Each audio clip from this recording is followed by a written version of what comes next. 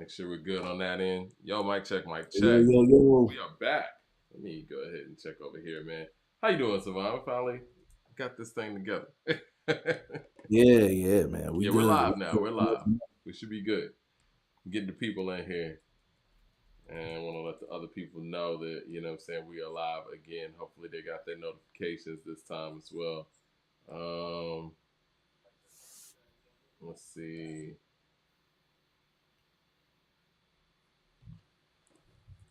All right, I see we got one person in here. All right, thumbs up in there.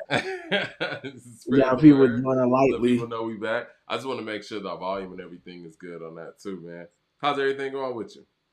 Man, we good, man. Another week, another week. How was the weekend?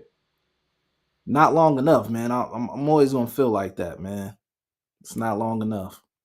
Hmm. It's never long enough. Huh? Is this us right now? Huh.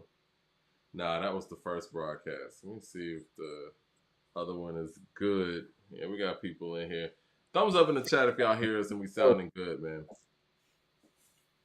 Because what YouTube is doing, it's like what I see is live and I'm clicking live, it's showing the previous live, right? So the other live needs to go away. I need to probably, you know what I'm saying, eliminate that live as well. Let's see. I want to make sure it sounds good. Mic check. All right, cool. We good. So you were right about the dose. Well, you were right about the Doechii. You were right about it. You were right about. Do you have the statement that her father wrote? Nah, I could bring it up though. Okay, It, yeah, it was bring it up really, real it quick. was, So it was really everything spot you on. said was on point last week. I mean, gotta admit it, gotta give credit where credit's due. You're right, and it was more so a reference to a song as opposed to a reference overall. I do think that both things could have been happening, right? Start discussion, start conversation, and then and then it just goes all the way out the window like that. I don't want to delete the first one, man, because I was giving props to Sean Price and all of that stuff too, man. But you know what? I Yeah, can, we gotta have that still, man. yeah, I want to keep that still, man. But I don't want people to get confused with that live either. But yeah, we can say that throughout here too, man. Rest in peace to Sean Price. Rest in peace to JB Moore, who passed away. For the people who don't know, JB Moore was the producer of Curtis Blow's first 5 albums. So the foundation of hip hop and the foundation of commercialized hip hop records on a large, large scale. So rest in peace to him, man. That Christmas rap song, people hear that beat, they think about Next, Too Close. And yeah, man, that was 1979. And that's one of the first hip hop records, period. Shout out to JB Moore. Rest in peace to him, man. Great work. And like I said, Sean Price is a foundation of, a lot of the work that we're hearing on a non-mainstream hip hop level now. I wish Sean Price would have been alive to be able to see, how flourishing that the quote unquote underground hip hop scene has been in the digital era. He was on the ground floor of that, spitting barbarian rhymes. And I mean, I love Sean Price, man. He was one of my personal favorite MCs. I would have loved to have heard how he could have collaborated with some of the people in this current era, and it would have been just great work all together. But go ahead, you found the statement, I'm sure. Yeah, I found a statement, man. This Mm-hmm. is Doechii's dad, and he put on his live. And a lot of publications picked it up. It says, "Okay, I'm gonna break it down because it seems like this is going way over people's heads. She really got y'all in a chokehold over this. Y'all don't get the joke. In her song, "Denial is a River," her straight, and he has straight in quotations. Her straight boyfriend was secretly cheating on her with the guy. That's why she said that's because the man she thought was straight wasn't. This shit really struck a nerve." So to give you just feedback as to what I was saying, I was like, I don't think it's what people are intending it to be because of the context clues around it, like the song "Denial's a River," from the interview of her talking about what the content was on that album on the Breakfast Club interview, and her DJ Miss Milan's first statement when she, asked what was on the other side of the board, and she was like, well, to guess whatever it was, she said a DL guy first, and then she was like, well, close, and then she said straight man. I was like, I'm thinking that she's talking about whatever, you know, in relation to that song, in relation to the story she told previously. You know, Mm-hmm. it's just me putting context clues together. Like, okay, um, she can't possibly think that. That would be an ignorant generalization statement to make. But obviously, she's talking about the quote unquote guy who was intended to say he's straight and really is not, based on, you know, the previous events that she talked to. And I said that without any media or anything. Her dad, before he made the statement, it was just me putting two and two together, and that her dad came out and said that, and you know, it was like on now minds, you know what I'm saying? I guess, you know, there's people that still have conversation of if she's a plan or not, but whatever. Her dad made the statement. It was spot on with what I was saying, and I was like, exactly what it was. You know what I'm saying? I think it's a generalist statement to say that that stands for everybody. And obviously, by his statement, he's saying that wasn't the case. She wasn't generalizing. It was based off of what she said. So if people want to go check out whatever comment it is, I know a lot of people picked it up, publications when we talked about it, but you know, everybody wanted to be in such an uproar about it. Well, there you go. You have it. It was exactly what I said it was. It wasn't meant to be a big deal in the first place. So it's Yeah, just I got to give props where props is due, man. Mad Max was like, yo, we still on that Doechii shit. I'm like, nah, man, it's we just want to make sure that give you credit when you was right. You said all of this before any of this stuff got put out there, and I gotta give you your credit. You actually know her catalog, and I think it was a slick little reference that she made, because you know what it does is A, it gets people talking, and B, it also gets people to go back to the back and song check too. for the music. You know what I'm saying? And I'm sure the Mhm. streams went up for that record, and boom, mission accomplished. And as a straight male, which I would imagine her father is, he went out there and spoke about it, and you know what I'm saying, said something from his perspective. So yeah, I think that Which was he really shouldn't need to. He really yeah, shouldn't need to. Hell, she shouldn't need to. I mean, if the people was listening, it would have been there. But you know, the fact that her dad has to go because of the ignorance around whatever people think or ran with, whatever, is kind of ridiculous. Like, but if people were hung up on it, cool. Now it's been debunked. What's the next shit? If people want to argue over being a plan or whatever quality of her music is, you guys could do that. But when it came to that, you know, I was spot on. You know, it is what it is. yeah. You are, and you know, like I said, man, that's what we do on this show. We give predictions sometimes, and we give our takes, and you were spot on. You know what I'm saying? And when you said Yeah, I that, mean, I was just like, like hey, it is what it is. You were right. Shout out to you. That's just why you're yeah, in that seat, man. That's why you're doing what you do, man. Thumbs up in just the chat. yeah, just outside the Doechii shit. I mean, let's keep it a buck. And this is something that needs to happen on all media platforms when we're discussing reporting anything. If we're ever inaccurate on anything report, at anything we report, and there's things that come out that debunks what we're saying or goes against what we're saying, or if it lays out facts of any of that, then it is our responsibility to go back and let people know what the real stuff is. And that goes across all news. It'll be not doing Yeah, our due diligence if we report stuff or if we say things and no backing, and then there's stuff that comes out that debunks it, or it could be factual, or whatever, could back up whatever it was. It is our duty on media to go back and say, hey, we were wrong, we got it wrong, whatever. And I think yeah. that goes for anybody. Now, if you guys want to have any other negative things, you guys can do that on your own, but the stuff Well, is it's out there. So journalistic integrity, right? And you know, and I don't struggle with that, but I struggled with this one conversation. Me and Mickey Fax had a conversation about Biggie and Andre, and I kind of started this like a year ago when we was like headed to Nashville or whatever, and you know, I've done the math, you know, because I know everybody's catalog pretty well, at least in that era, and you know, I said Biggie had more rap verses than Andre. And so, and I guess it came up in the Torre interview that Mickey was doing, and you know, it had Torre stuck, and then Mickey just hit me because he put a tweet out there about it. He was like, "You got the number?" And I'm like, "What number?" It's like the Biggie versus Andre. And I was like, "I don't have the numbers, but I mean, we can get to it." But saying all that to say, as a person from Atlanta, Georgia, and as a huge Outkast fan, and Andre is one of my favorite rappers, period, it feels treasonous to even have these conversations and even have to delve into that. But it is my journalistic responsibility to be honest. You know what I'm saying? If you don't have more rap verses than Biggie, he doesn't. I wish he did, but he doesn't. And again, like you said, it's all about telling the truth. And, you know, if we're getting something inaccurate, and then it comes across the wire that okay, this is what it was, and this is accurate. It's our journalistic responsibility to make sure we get it right. Well, You not know? only that, just like we could be loud and wrong, we have to be loud when what's right is right is too. You know what Yeah, I'm yeah, saying? yeah. Like, I mean, that goes across all platforms. You know what I'm saying? Like, there's so many people that give hot takes or says stuff and don't have the backing to say it. And then when things come out that proves that to be untrue or proves it to be whatever, people those people that use their voice the same loud way they were to project whatever it was, they don't come back and retract their statement and say what was right and what was wrong either.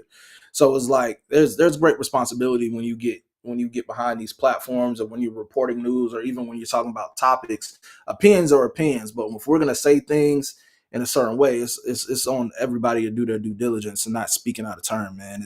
It's just what kills the culture, you know, as far as the media period, is like people are loud when reporting things, and when things go against that, they don't be as loud as reporting With the the correcting, yeah. misinformation. I agree. I agree. And you know what I'm saying? Because sometimes the wrong takes are what gets you the clicks, whereas the right takes is like, okay, well, it wasn't even all that, you know. So, Yeah, it shouldn't have been a from big. one big release to another, because I know her release, you know, whenever it's coming, it's going to be huge. We've never really discussed Playboi Carti on this show like that, and he's a very, very interesting figure. He's all over the board. You know what I'm saying? He's from Atlanta. He's has this cult following. You know, he, in my opinion, when I listen to the album, we're gonna talk about the album, and I want to talk about this in layers too, because I've got like somebody that's 21 years old that's gonna call in and speak his perspective as well. Yeah, yeah, But yeah. when I heard the project, I felt, man, first of all, it felt like one of those Travis Scott all hands on deck type projects, right? Um, and then it kind of had like the way he puts together stuff kind of puts me in the mind of the future. Then you got somebody like Ye who, you know, wanted to do a full album with Cardi. Then you got Kendrick, who you don't even really think is going to be a collaborator with somebody stylistically like a Cardi on 3 tracks. And I don't really totally know what to think about this album. Yes, it is a very long album. Again, all hands on deck. It's a big release. It was put out like a big release. I've never gotten your opinion on Cardi and what this looks like as far as like, you know, your impression of this album. The reason why is because I don't have an opinion on Cardi. Yeah, I'm just gonna be real. It's not like my type of music I listen to. So like I'm not gonna say it's ass or I don't like it or whatever. What I can say is like sonically, I could see how the younger generation listens to it. You know, that's that Rolling Loud crowd. You know what I'm saying? Yep. That's when the first time I got to see Playboi Carti. But when I was listening to Cardi, I think like if I'm not getting mistaken, I think Cardi was like running around with like ASAP or something like that around time where I was kind of hip to him. And you know He what he was. materialized into as an artist is Famous something. Dex, guys like that. Yeah. Yeah, like I never knew the sound was gonna adapt to what it is now. It's just not my like it's just not like my vibe. You know what I'm saying? But like for the younger generation, that's exactly what it is. It's their vibe. You know, that's like what they like say, the vibe, man. I don't care about the it's just the vibe. So I guess it's like that festival type music. It's like that it just appeals to a younger demographic outside of me. So I don't really have like an opinion, but what I thought it was gonna be like initially when he was running around with ASAP or whatever versus what it is now is kind of like different from how I thought it was gonna be early on when I was hearing his names and the rumblings with early ASAP, you know? Well, the first thing I heard from him was Magnolia. Hold on, we got Mad Max with a super chat. Mad Max says cult following. He says Playboy is the most influential rapper since he came out. Now his latest album was whack, but self-titled and Dialect's classic. But this Bantu Barbie Vamp Bati stuff has lost me. And see, that's why I wanted to have Will on the show as well. Will's about to jump on in a second. Yeah. I mean, we use somebody use the term cult term, Mike. Huh? You called it a cult following? I did. I did. Oh, okay. Nah, Playboy Cardi, he's actually really big, bro. Like he actually has like if you speak to that younger generation, that's like they guy. You know, it's like Playboi Yeah. Carti, a young boy. You know what I'm saying? Like he's really up there for that younger generation. So I won't say a cult following. He can go and headline a Rolling Loud, like one of those Hmm. main, headliners or whatever, with no problem. It's just like for me, it doesn't resonate to what I would like to listen to. Um, so I don't really know. Well, what I I was can't gonna really, say I don't though, prejudge his yeah, music. I mean, the thing is, man, it's like that's why I wanted to have Will on the show, right? Because when I heard the album, it sounded like his fan base would have the response that Mad Max is having, right? Because this was more of a, I don't want to say crossover, but this is more of a palatable release to people who might not be part of his, core fan base, who rock with Dial-It, who Mm. rock with, you know what I'm saying? What was it, Red, and all that stuff. Because me personally, when I hear most of Playboi Carti stuff, I don't get it.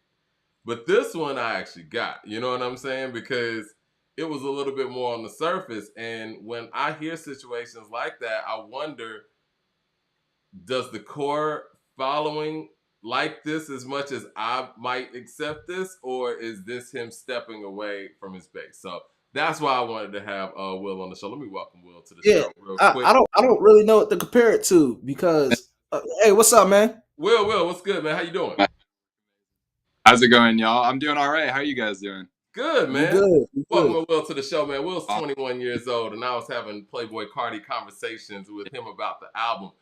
What were your thoughts on the album? And we're gonna kind of go through some of these topics about the album with Kanye West and what he's saying with, what I'm saying, Kendrick being on there and all of that with you, so that we're not just speaking, out of touch here, because we got three generations on the camera right now. Yeah, I'm super happy to be here. I mean, I've watched a little bit of the show, and I've noticed like this is definitely kind of out of the usual topics, but I'm super happy to be on. Hopefully, give you guys a perspective into that, man. Yeah, go Yeah, for it. definitely. What were your thoughts on the album? So, okay, for me personally, I've been a fan of Cardi for, man, since I was in high school. I think it's one of those things where, you discover an artist when you're kind of growing and like starting to understand the world. And I think you kind of resonate with that pretty heavily. And at the time, man, I really enjoyed his music. And that was a pretty intimate time with his fan base because it was right after Dial-It. It was right when a lot of leaks were coming out. So there was a big culture kind of underground following all these leaks. You had to look them up, had to go through SoundCloud. There was a big process to it, which I think kind of led to a lot of people being very serious about the music. And that was me at the time. And at the time, man, it was all that like waiting for Whole Lotta Red. There was this whole like, everyone talked about how Carti was always a liar, who would always never drop. And that was consistent after Whole Lotta Red, of course, too. But up until that point, it was a big topic of discussion. And I think since Whole Lotta Red, I've kind of realized that Carti is the type of person where he really wants to very like change his sound every time he comes back and kind of reinvent himself and do something completely new. So I think that's what I've come to expect from his type of music. And in relation to this new album, man, I do agree where it's a little bit more mainstream, but I think it's very different from what he used to do. But in the same way that Whole Lotta Red was very different from Dial-It. And I like that progression of his career personally. And I think this was a great step for him, especially like to release 30 songs. And I mean, for me personally, I think most of them are really good. But that's just my perspective as someone who's very forgiving to Carti, I will say. So But I mean, what's the draw when it comes to an artist like Carti? I know you were talking about the discovery of it all, man, but what drew you to his music, originally and even now? yeah, I think one thing about Cardi is that he is very unique. Like there are very few things that ever, or very few people that ever sound like Cardi. I know there's been a lot of talk recently with his deep voice and how he sounds a lot like Future, and I think there's definitely some credibility to that. But at the same time, I think he uses it in a different enough way to kind of warrant being a completely new idea, or at least for him to be a completely new idea. But I think that's one thing that I always liked about Carti was the uniqueness of his music, and how like you couldn't really get the sound that you would get from Carti from many of the other artists in, you know, the trap genre even. And I think like the reinvention as well is just something where, you know, every time he comes back, it's going to be an event, it's going to be a whole thing. And I think he did that again, especially, you know, Recording taking this in 2 a years. cave, man. He was Yeah, no, recording this out in a cave. Mad Max in the that super was chat says, Carti popped off the web. I was in college. He's like the yeah, Blue Pill Matrix style rap. He has a video game flow which worked well with Pierre Bjorn. Pierre, what was it? Pierre Bourne. That's what it was. Types of beats. This whole lot of red on Carti, I can't jack. This holds a lot of red on Carti, I can't jack. Yeah, I mean, no, go ahead though, Will. What were you saying?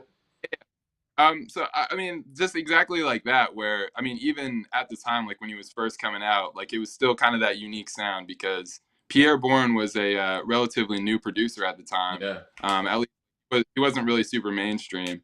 Um, and I think that was kind of a big debut for him as well at the time. Them coming together and creating that self-titled Playboi Carti album. I thought that was like, when you go back and you look at that, that is kind of the beginning of Carti and Pierre, at least in the mainstream. So yeah, definitely like that is like a huge aspect that I really appreciate about Carti. I think like he's definitely like, from somebody who's a big fan of his, he's definitely not the best artist for some certain aspects. Like obviously you don't go to Carti for the lyrics, you don't go to Carti for, you know, you don't go to Carti for some super introspective song where you're going to be getting a big takeaway from it. You go into it for some energy and just like you were saying earlier, the vibes of the song. I think that's a big aspect when you come to a Carti track. Is he With that still being festival said, go worthy ahead. right now? Sorry, say that I one was more gonna time. say he's still festival worthy right now. What he doing right now? He can still headline. I think so. I mean, I think when it comes to festival worthy, like you're really just looking at like how much motion can you get? Like how many people are really going to be excited for this? And I think like that's a huge draw of Carti's music, is like because it's that energy and that vibe. Like even like y'all will see his performances. You know, it's like he's not up there even like rapping the song. Like he's not even saying the lyrics of the song. He's up there. He's like screaming and he's just bringing the hype to it. And I think that's the definitely like the part of his music that is a draw for festivals. You know, it's all about getting in the mosh pit, seeing him on stage. And I mean, I've been to a Carti concert. I wasn't able to, unfortunately, get in the mosh pit, but the energy and the whole thing was just insane. I loved it personally. With that Yeah, I had being the said, opportunity to though, see him before. oh, what were you gonna say, my Yeah. bad? No, I was gonna say I had the opportunity to see him before. I rolled him out before, so I know exactly what he's talking about. But Yeah. with that being said about the lyrics taking the back seat, I mean, how do you feel about Kendrick being displayed on this album multiple times? I think he only has one rap verse on there, but he's on there three Yeah. times. What do you think about Kendrick and Carti collabing? Well, for me personally, I am also a huge Kendrick fan. Like I've been listening to Kendrick for so long. I think Kendrick's one of those artists where it's like, I think, I mean, obviously music is subjective, but if you are listening to Kendrick seriously, like, and you're not a fan of him, I feel like if you're a real rap enjoyer, I feel like you're not listening to him enough. I think he always delivers quality. I think he's probably, at least for me, probably like I would say the top rapper of the generation I've kind of grown up into. I can I agree. mean, like obviously Drake and him beef that happened last year, which I think kind of cemented his legacy in that way. But even before then, I think like nobody could really touch him on the albums he was making. Um, but so for me personally, I love Kendrick, and I was excited to see how he would kind of come into this album. And I was a little apprehensive at first because it doesn't really sound like it would work right off the bat. You know, it's two completely different sides of hip hop. Like it's such an interesting collaboration. But me personally, I kind of enjoyed that Kendrick brought his different like personalities to it. On all three of the different tracks, you kind of got different parts of Kendrick.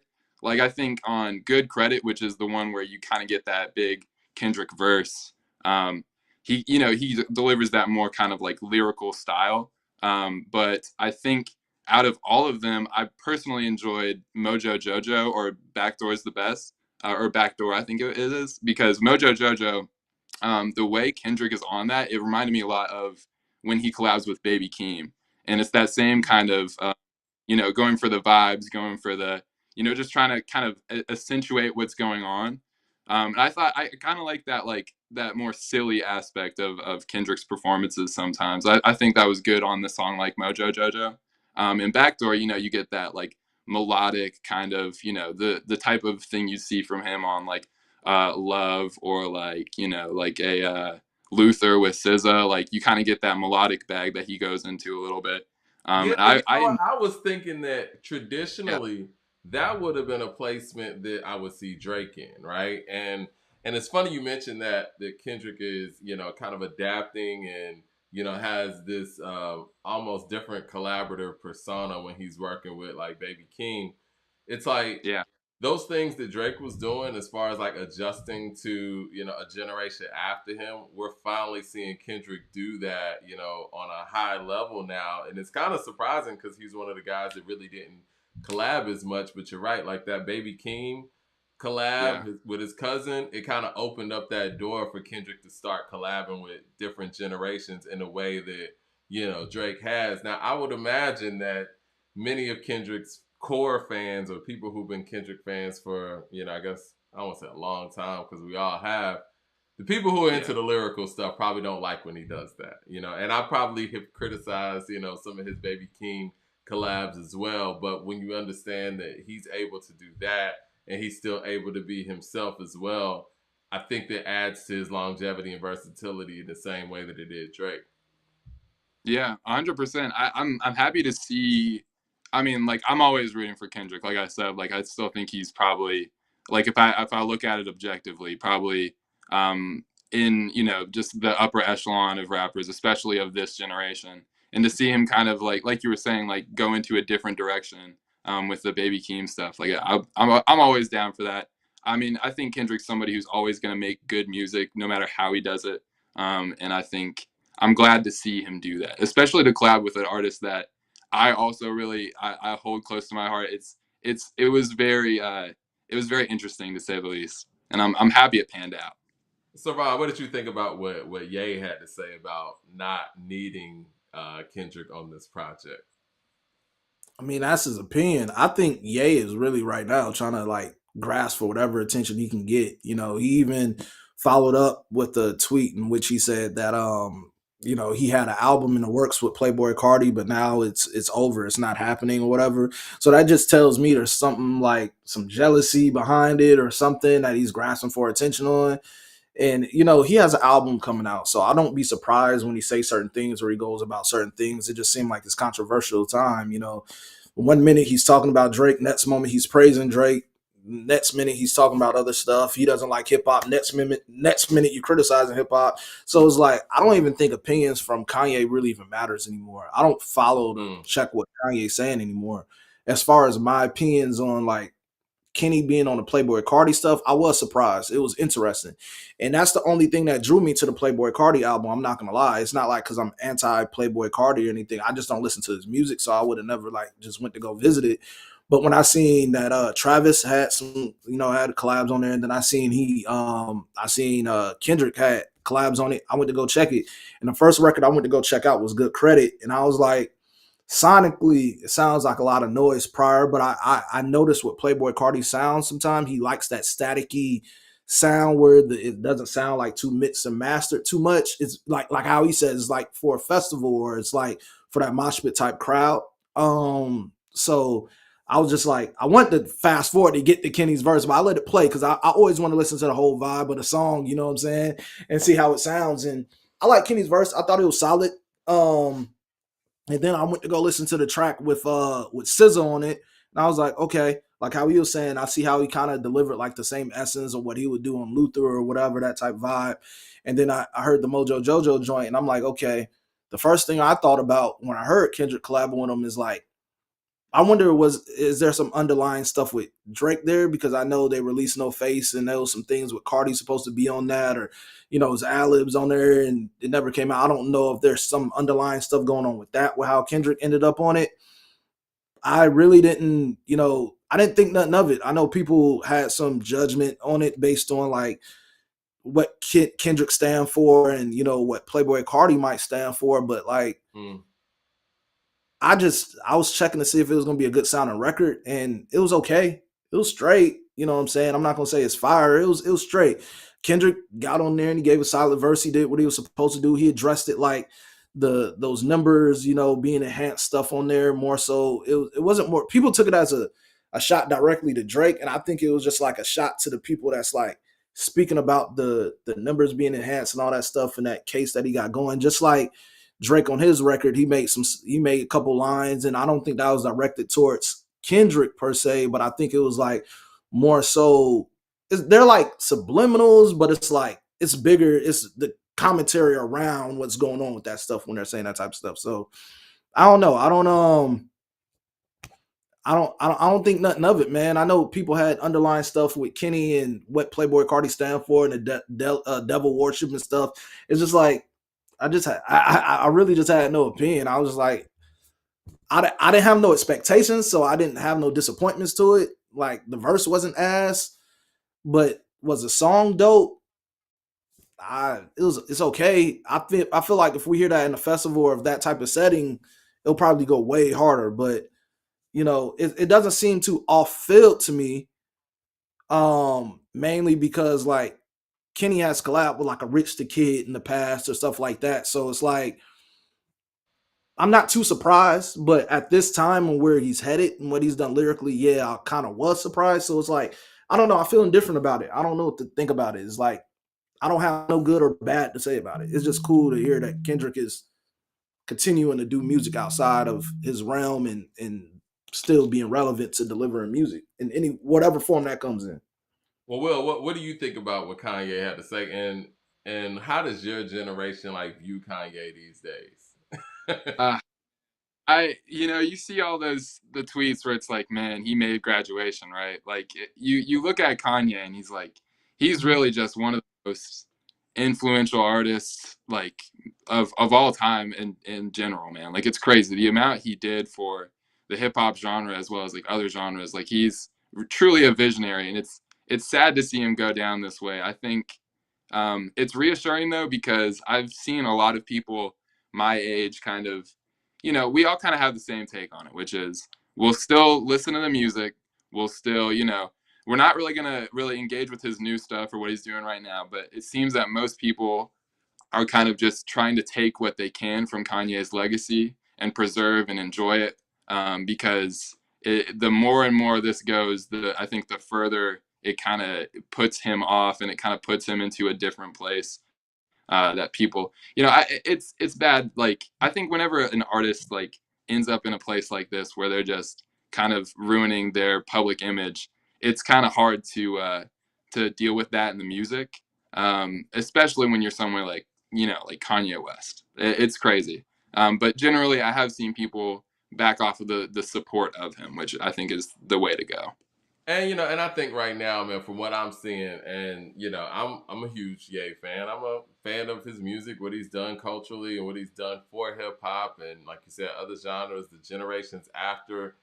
It sucks to see him, as Savon said, and I think you're right, kind of just seemingly grasping for attention. Like you got this release from Carti, you got whatever big release or whatever big things happening in hip hop, it's almost like, hey, look at me, I'm Kanye. And it's like he used to be able to do that with his music as opposed to with tweets. And, based on what we've seen from the output recently, it's like I don't feel like Kanye has shown us that his music can garner that level of attention in a very long time. Not saying it's not possible anymore, but I would rather him do it in that way musically as opposed to doing it, through tweets. And it just seems like you said, just random. And I hate that he's trying to rain on whatever parade's going on. I don't know why a Cardi album wouldn't happen.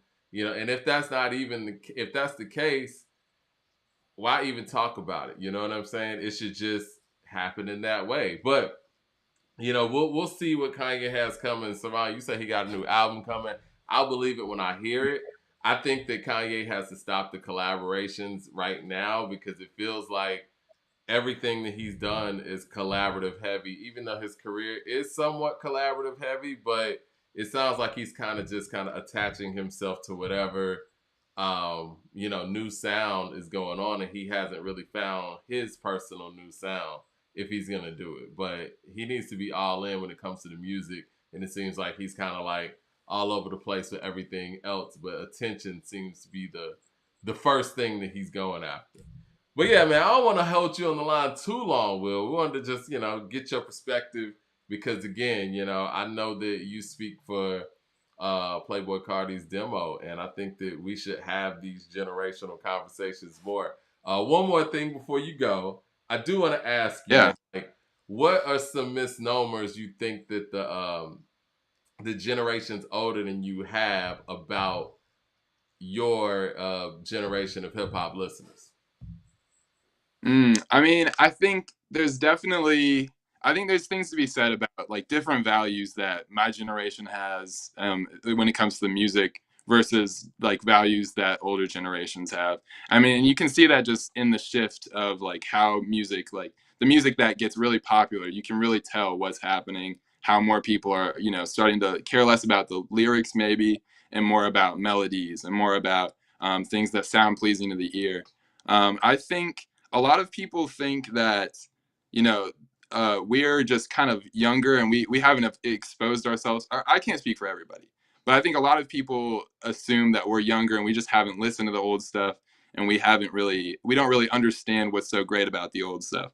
But I think a lot of us do actually hold a lot of respect for the older generation's music. Like I was talking about, like with Kanye, I think like he's one like where I've gone back and I've gone through his whole discography. I think he's an amazing artist, and like I can really see if you pick like different points in time in his career, you can see like the different effects that he had on the music industry as a whole. And I think that's one thing that like I would say about like young folks is that we are more into the older music than people give us credit for. Okay. We different things we like about the newer stuff as well. Well, there it is, man. You got to come back on the show some other times, man, so we can talk I'm about. happy to. Yeah, let's do that, man. And yeah, we'll close this generational gap because really that's why I started according to hip hop in the first place. I wanted to close the generational hip hop gap that I saw that was happening at the time, and lo and behold, that generational gap got larger and larger and larger over time. So we can help close these gaps through conversation, man. I appreciate you coming on, man. And appreciate your knowledge and you really giving your perspective on Playboi Carti's project in ways that we just aren't able to. So. Like I said, let me know if you guys ever need me back. I'll be here. For sure, man. I appreciate you, Will. All right. Have a good one, y'all. Yes, sir. Mm-hmm. Now, I think those conversations are important, man, because I don't want to. I want to do a project justice, man. And if that project doesn't speak to me or speak to you in that way, I want to talk to the people that it speaks to like that. But again, what made me think about that was the fact that this one seemed a lot more palatable than his other efforts, and I was like, I wonder if his fan base, digs. Yeah, I want to know what the other fans think. Yeah. I want to see what some more people that's in this fan base think about it. Because the only thing I can give an opinion on or whatever is whatever collab he has with Kendrick. Because I didn't go listen to the album. Like I said, his music never really appealed to me. That's not really my bag. Although I enjoy some things that's in that lane. Somewhat as far as like sonically, like because I love Travis Scott's albums. I that type of stuff or whatever. I never really been like a Playboi Carti fan as far as like listening to a whole project. Like I got to see him perform and I stayed for a set for a couple of miles with him, and it's high energy. It's like exactly what they like, in that lane. Like he opened up the pit just like Travis opens up the pit. He just has a high energy thing, like how he said, like he performs and sometimes he'll take the mic off and the crowd is just performing the song and going stupid. I mean, that's a different type of energy, man. Like that's something that I was able to be a part of. But like as far as his content and the music, I can't tell you what it's about. I just know the imagery. I know like the devil worship and stuff that it looks like. I know sometimes when he goes viral for like crazy wild stuff that he's wearing, like there's a lot of like things about him that's been off-putting. But like as far as the music, you know, if we just want to keep it music, I can't say it appeals to me. It's not like it's not my sound, bro. It's not my speed, you Well, you know. know what? I'm glad you mentioned that because I don't know if you guys checked it out. You know, Ronve and myself, we did a breakdown of To Pimp a Butterfly from Kendrick Lamar on his 10th anniversary. If you haven't checked that out, it's on the channel. But I thought, and I've always thought, To Pimp a Butterfly was brilliant. Still do, even when I went and did the research and us having conversations about it and really talking about how he wove these individual concepts and these songs together to make one full piece. Damn near every song, or at least every two songs on To Pimp a Butterfly go together. You know what I'm saying? But saying all that to say, many of the themes that he speaks on that album, it's about the industry. It's about, you know, the exploitation of artists and art in the industry, and he's playing that character. And one of his big characters is Lucian, Lucifer, however you want to put it. And Mm. and it's funny how going back and looking at that album now, it feels more relevant to his career now than it ever did. It was relevant to his career back then. Obviously, he was coming off a Good Kid, Mad City, huge effort, and you know, huge dent in the music industry and all those things. But when you talk about everything that Playboi Carti, as far as what he presents or image wise, what it looks like he represents or what he represents, I don't know. You know what I'm saying? But it's interesting for somebody like Kendrick, who's cognizant of all of those things and cognizant of the evil of the industry and, you know, Lucifer himself and all of that, to hear him on a project like this three times is very interesting, you know. And I, in my mind, went, and again, we did this recording, Rabe and myself, I want to say this was Wednesday. And so all of these concepts and conversations about Lucy for sale, for free, and all of those things are happening. I was like, well, it's very interesting to hear Kendrick on hit three times when, you know, you got, you know, songs like For Sale on To Pimp a Butterfly, and it makes you ask yourself, would somebody think that he's selling out, or is this selling out, or anything like that? And you know what I mean? And it's a very interesting point of view when you think about everything that Playboi Carti represents, when, like you said, you enter that part of it into the conversation. Because Kendrick is, from a mainstream standpoint, I feel like is the most self-aware, conscious, and noble individual in those spaces. And I guess that's the reason why I don't really question the feature as much. Like I said, I don't think like the record was like the best. You know, I don't think it was that hard. You know, I think it was okay. Like I said, I don't people overhype a lot of music these days. As soon as something coming out, like in the first few seconds, oh my god, it's fire, and they're having the breakdowns and all that shit, you know. But for me, it was like it was straight. It was like it was cool to hear something new with Kendrick being on featured on something, but it was like it wasn't like super dope to me. Like the record itself, it wasn't super dope to me. But you know, like the criticism that people have of it is just like, okay, now you got that off, then what? Like, I Yeah. think it was an interesting collab too. I was wondering, like, out of everybody, and trust me, this won't be the first time you hear collabs from Kenny this year. I really think he's Mhm. probably going to be on that Clips album. I think he's going to be. There's going to be some other stuff that's going on, man. Who goes to show who else he'll probably work with? I think he's very like this is what's interesting to me. It's not more so the hypocritical piece that people are bringing up to me with Kendrick. I think it's more so of like how he picks and chooses who he wants to collab with, and I think there was a reason he collabed with Playboi Carti. Well, what do you I think the reason just is? Because that's where I was gonna get to. that's the thing. Well, I don't know. You know, obviously because I'm looking at the line. He says something about he's his evil twin.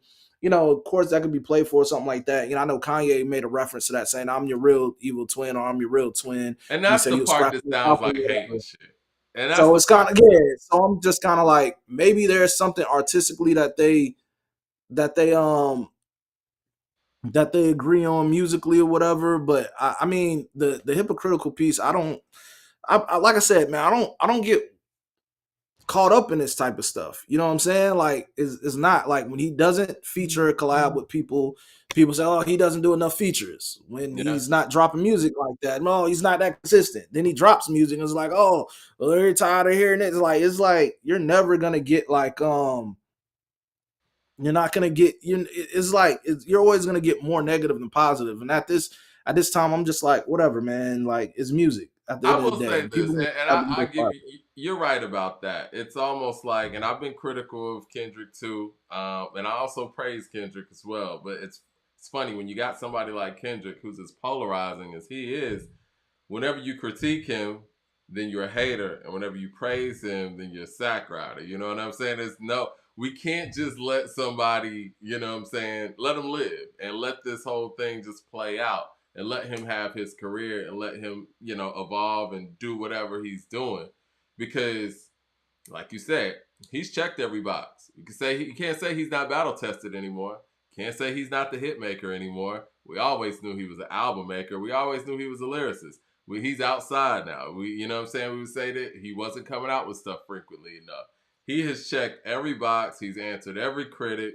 He's answered every call pretty much. I mean, really, at this point in Kendrick's career, as Jay used to say, man, he's really just fighting ghosts and retired guys. I mean, I just got to keep it real. Like, I mean, every critique that I've ever given Kendrick, which wasn't a whole lot on this platform, he's answered.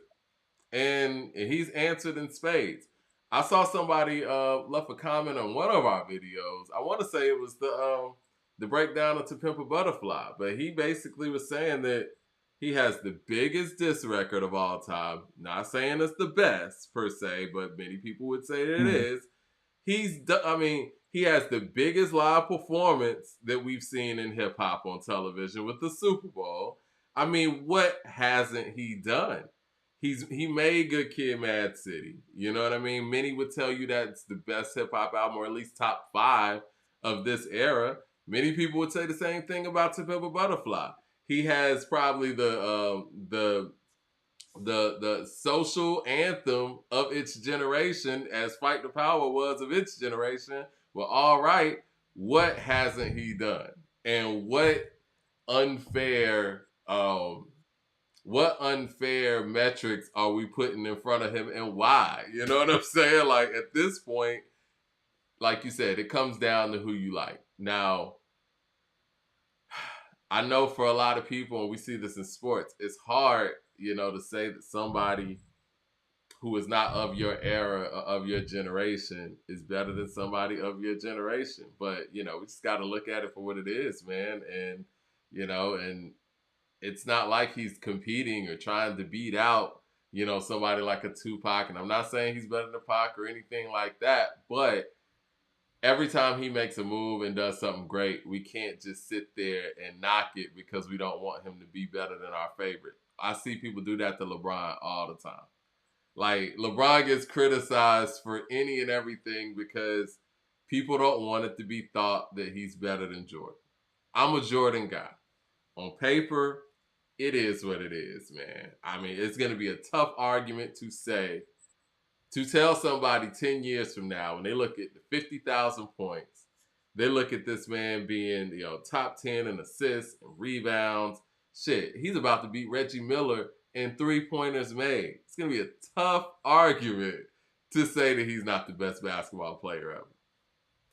And I feel like that's the kind of critiques that Kendrick's getting right now, where it's like he's checking off all boxes, and it's like, oh, well, that don't mean nothing. That don't mean nothing. Like, come on, man, we can't do that. I mean, it's just the nature of when you're being propped up, man. You're or anybody who's gonna be under that hot magnifying glass is always gonna receive more criticism than anybody else, you know. And that goes for anybody who you substitute to put in that spot. It's just a certain amount of criticism that comes with it, a certain amount of hate that comes with it, and a certain amount of overhype. Because you know you have people that just want to be on a winning team that's gonna overhype everything, just as like you have some haters that no matter what good comes from it, they're just gonna find something that's bad about it anyway. So it's just Who are the like goalposts? yeah, and I don't think Kendrick had a problem with being able to be featured with other artists, other rappers. I think the problem with a lot of rappers now is a lot of these rappers don't want to rap. You know, Yeah, everybody's talking about like how many podcasts, how many shows, or how many things I've gotten where people are talking about these what off situations if so and so would have battled this or so and so would have got on track. And it's just always what ifs, what ifs. The what if should be these. What if you guys get in the booth and just really spit? Everybody goes straight to social media and goes straight to stuff. I can't be mad at a guy who's on multiple times want to be competitive, and people just kind of got out the way and just talked about it, and then we moved on. And Drake got another hit, and then so and so got another hit, and it's just like yeah. we going back to like whatever's in the algorithm at the time, but ignoring there's been multiple occasions where this guy has like kind of welcomed the competition, and it hasn't really been there. And even when he named names, it hasn't really been there. But like I said, man, like what more do you want out of a guy at this point? I'm kind of tired of the talking about the same people and the same topics. I'm I tired can of talking about tell. Kenny. I'm tired of talking about Drake. I'm tired of talking like, come on, bro. It's like No, people are, I feel you, you know, and it makes it very difficult for. I'll put it this way, man. Like even talking to Will, it's like yes, their generation appreciates, what I'm saying, rhyming and lyrical skills. And there's people who double down on that in their era that don't get the attention, but you have to ask yourself, are the hip hop artists that are coming up now, are they trying to rap? You know what I'm saying? Like, I think that many of them have seen that to be successful in what they're trying to do in hip hop and being influenced by what they've been influenced by, being a lyricist isn't a part of that. You know what I'm saying? And you could think that's an evolution or, or the culture devolving or whatever. I think everything comes around and it's all going to come back around at some point. But when you have people who aren't, you have young artists who are coming up and the first thing for them is to not go out there and feel like they got to spit the meanest 16 bars. I mean, that's just their approach. Their approach is just totally different. Now, you do have the people who have that traditional approach, but I don't think that their market is the same in the genre, if that makes any sense. I think the well, best way I could put it, because I feel like I'm just rambling, the best way I could put it, there was a time period, late 70s, 80s even, where, males coming up, especially the 60s, you wanted to sing. You know what I'm saying? Like, you were the baddest person on the block if you could sing, if you could out-sing that person, if you were in a group that, you know what I'm saying, that harmonized and all those things, kind of like the Temptation movie, right? Then it got to a point where it wasn't as cool to come up being a singer anymore. It was cool to rap. And it was cool to be a lyricist, right?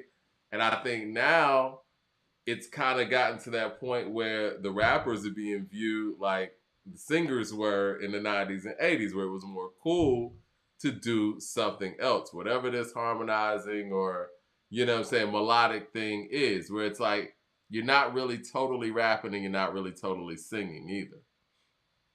yeah, like I'm saying, like we're first of all we're in a sensationalist era, right now. Like when if something is okay or if it's straight, it's gonna be overhyped because, like I said, the balance is not there. So when we have something that kind of like sounds good, people are gonna make it 2 times more than what it is, just because like we have nothing to really compare it to. And in the Right. current time, there's nothing that it really competes with.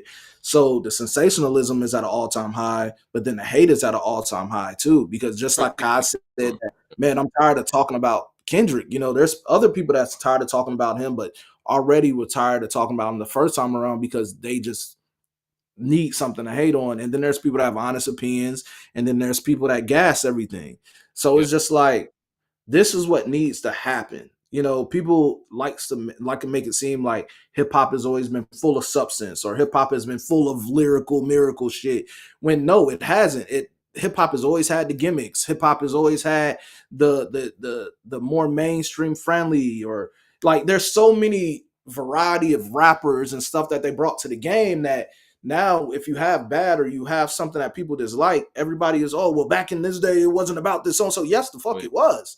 All Yeah. of the same stuff trash existed then, gimmicks existed then, people that wasn't that lyrically inclined existed then. It's just now that the balance is thrown off. You know what I'm saying? Agendas, So agendas and plants existed ever since the beginning of the music industry. Like, and hell, if there's a plant, maybe we do need a plant of somebody who's reestablishing creativity and substance or something that's new. You know what I'm saying? Like maybe if so and so people that's considered plants are plants, then maybe we need those plants, man. Because I don't I don't I don't I don't see the creativity. I don't see people being talked about in the nature that they should with music. You know, it's always about the outside the music stuff lately. You know what I'm saying? Like when it comes to the music, man, it's either you like it or you don't. And like I keep on going doubling down on stuff. I feel like people listen to music and are quick to rush to judgments about it and not sitting and digesting the music for what it is.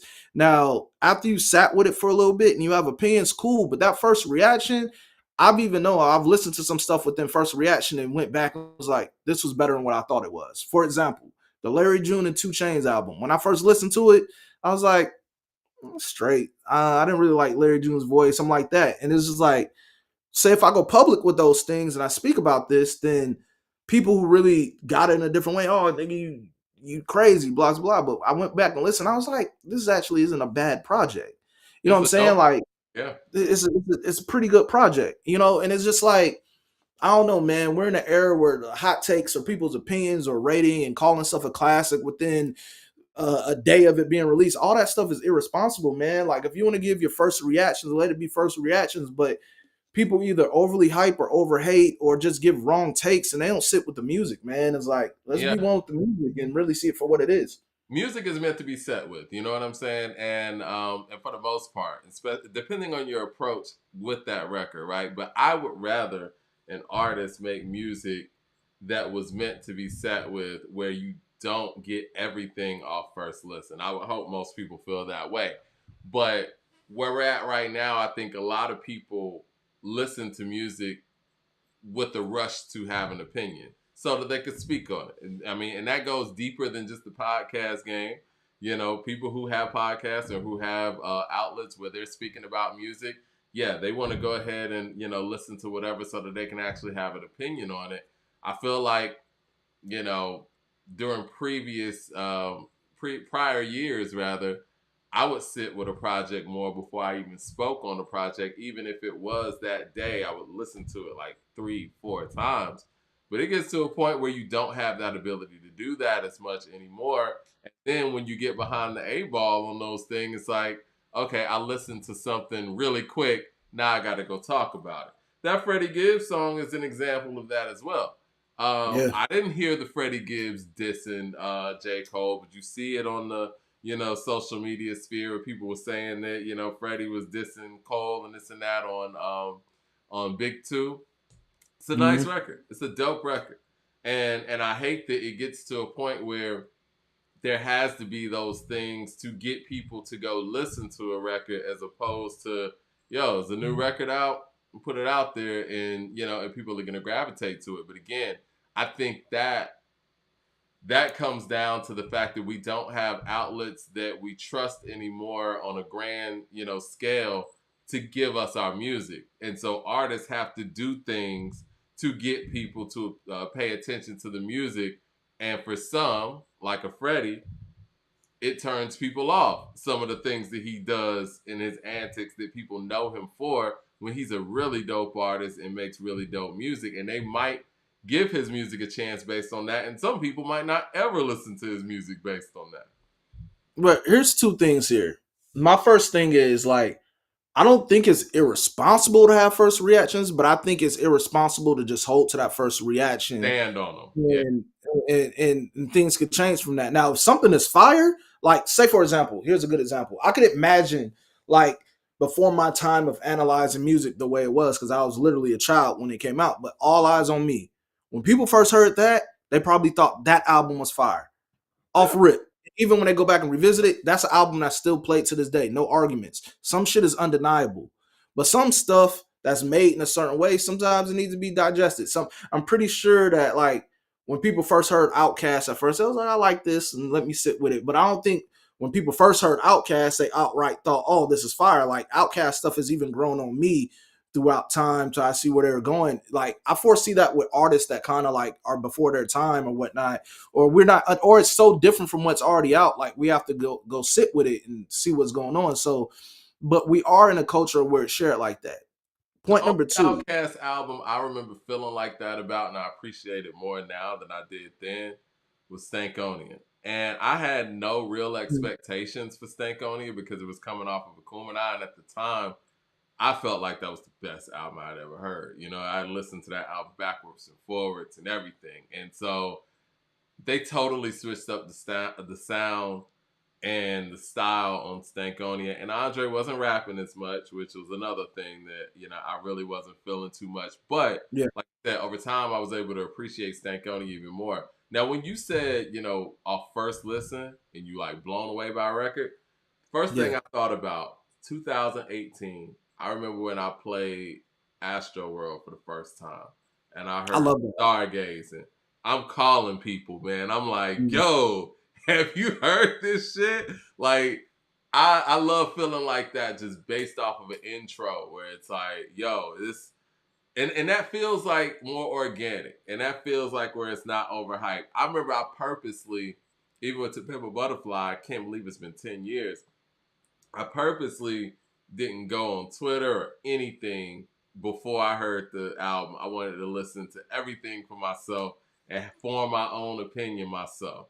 And I was like, yo, this shit goes. This is the best album I've heard since Supreme Clientele. Hip hop I heard since Supreme Clientele. I said that. I don't know if I stand on that, but that was my first reaction based on just hearing it and not having to speak about it or not having, you know, any outside influences on it. Another one was I remember listening to Future's album, the Future album, self-titled thing, Mhm. and it got to Mask Off, and I was like, and I played it over and over, and then I get on social media, and that was the song everybody was talking about. So those are fun moments when it's organic like that, and I feel like, you know, like you said, we've kind of gotten away from that, and I don't know if people aren't making music to hit you with that initial, you know, rush or but every album's not made for that. So the albums that are meant to sit on, it's like, It just depends. Some, you know, every artist have like their own individual type of thing, and I'm not saying like everything has to be sat and digested,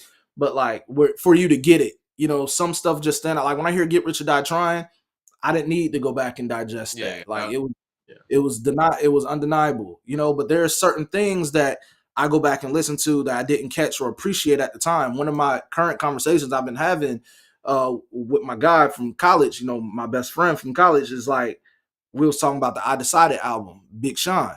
yeah, And although that was like one of my favorite Big Sean albums out of his whole discography, um, there's a lot of things that at the time when listening to, I didn't digest fully, and then now you can go back and listen to some of the records off there and it's relatable to me, you know what I'm saying? So, you know, there's certain things I can go back to and revisit or whatever, and there's so many things that it catches you. So it just depends, man. Not everything is supposed to be like sat with for more understanding, and there's some things that do, like for example, Good Kid Mad City by Kendrick, right? Sorry to keep going back to Kendrick. Like when everybody was on Kendrick, I was a big Wale guy at that time.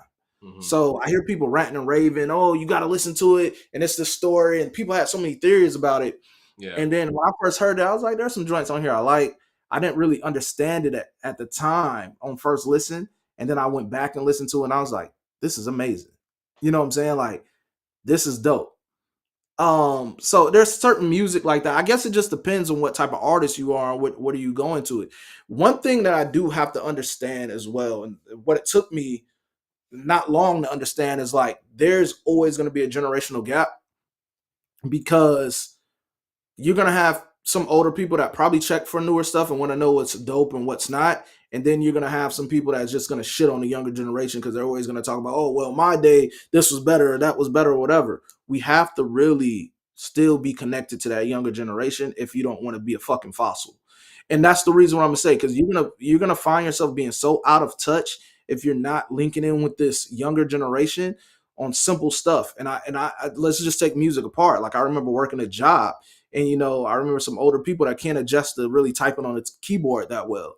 And then what do you think what's happening when they're pushing it forward and technology is growing? What do you think they're going to be out with in the new end? You have to stay connected, bro. You have to stay locked into the new ways of doing things. It doesn't mean you have to use a slang and act like them, but to have the knowledge of the newer generation, bro, that knowledge share between generations, this is important, bro. And that counts. Music, it counts with everything. And I think people are not really understanding that. We can't be stuck in our box of whatever we had was the greatest and this whatever. I think it's on us to really understand the both generations, because there's a lot that we can learn from each other. And I see that's where that gap is like really divided, because people have so much to say about whatever current generation and how the stuff is of no value. And then people will look at the older generation of, oh, you guys are this or that. Like, it's important that we bridge that gap, bro. I agree. And that's why we need to have these conversations, man, because, you're 10 years younger than me, right? And so I was like, look, it would be cool, me and Savon were able to have this show and be able to speak from, those generational differences, if you will. You know what I'm saying? You're going to see an effort different than I might see an effort, and we might see certain things the same. And even when we look at Will, like, he's like 10, probably 10 plus years younger than you. You know what I'm saying? And the fact that we all have this united love for hip hop, we might see some things different. And maybe you'll be able to make me see certain things. I might be able to make you see certain things. But that whole notion that, this superiority complex that we have in hip hop and in sports and all that, sometimes you got to get off of that. Now, there are certain things where, like, in the 90s, I would say for hip hop, lyricism was number one. Of course, you had to have your hit songs too, but being a great lyricist was a high priority in the 90s. It might not be as high of a priority now. It might be a high priority for certain lanes. I think a lot of different lanes are opened up now. If you want to listen to lyricism, you have that lane to go listen to that. If you want to listen to stuff at festivals, you have that lane where, you know what I'm saying, that's wide open for you too. You know what I'm saying? Yeah. I forgot the point that I was about to get to, but yeah, you're right. I mean, we're talking about being a dinosaur and a fossil, and it'll come to me in a minute. Oh, I wanted to address some things that people were saying in the chat. First of all, I said that To Pimp a Butterfly was the best hip hop album I heard since Supreme Clientele when I first heard it. I don't totally stand on that, but that was my first reaction to the album. I think I was wrong, but it is a great album. That was my first reaction to it in that moment. And somebody asked if To Pimp a Butterfly is better than My Beautiful Dark Twisted Fantasy. Look, I think they're both great albums, but if I'm sparsing hairs and we're talking about the lyrical performance of Kendrick and the way that album's put together and the theme of it and everything that was put into it, and not as much help as Kanye had on My Beautiful Dark Twisted Fantasy, yes, I would give the edge to Pimp a Butterfly. I would. I think that because, and again, I hate to keep talking about Kendrick. I think sometimes of him being such a polarizing figure, we're not understanding the moment and not giving credit to the moment because of who the moment is for. I mean, he was phenomenal on that record. He was phenomenal from beginning to end on that album.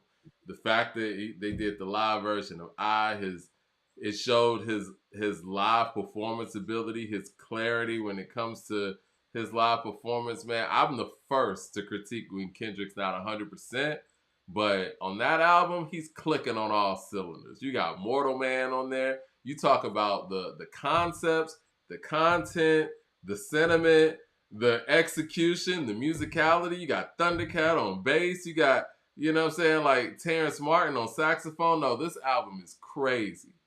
Now, and, you know what I mean?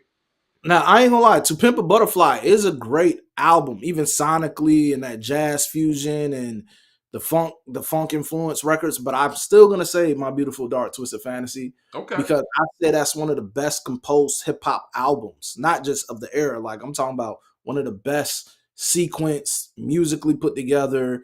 it was just like the collabs, like, oh, he like Kanye was composing on My Beautiful Dark He Twisted Fantasy. was. And it was coming off like that dark time for Kanye. He was like the villain because he done snatched the mic away from Taylor Swift. So we didn't know what place he was in at that time. He came with that, and it was a damn masterpiece. I'm not gonna lie. It was some of But his best mic performances too.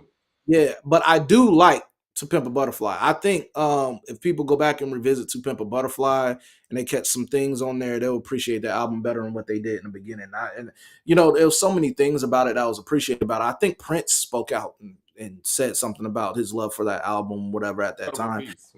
Yeah, I think that's one of those albums you have to go back and revisit.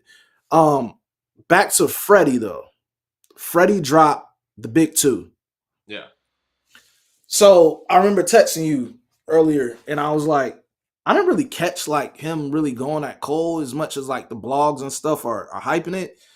I mean, he draws some stuff back to the big three and like whatever, is like he's kind of putting himself in the conversation, but I don't see the real disses to Cole in I this think diss. the diss for people might be, not to interrupt you, is the fact that Yeah. he's saying Big Two and not Big Three. And I think that might be where people are going with it, but I didn't hear it in the song. Yeah, like, yeah, I don't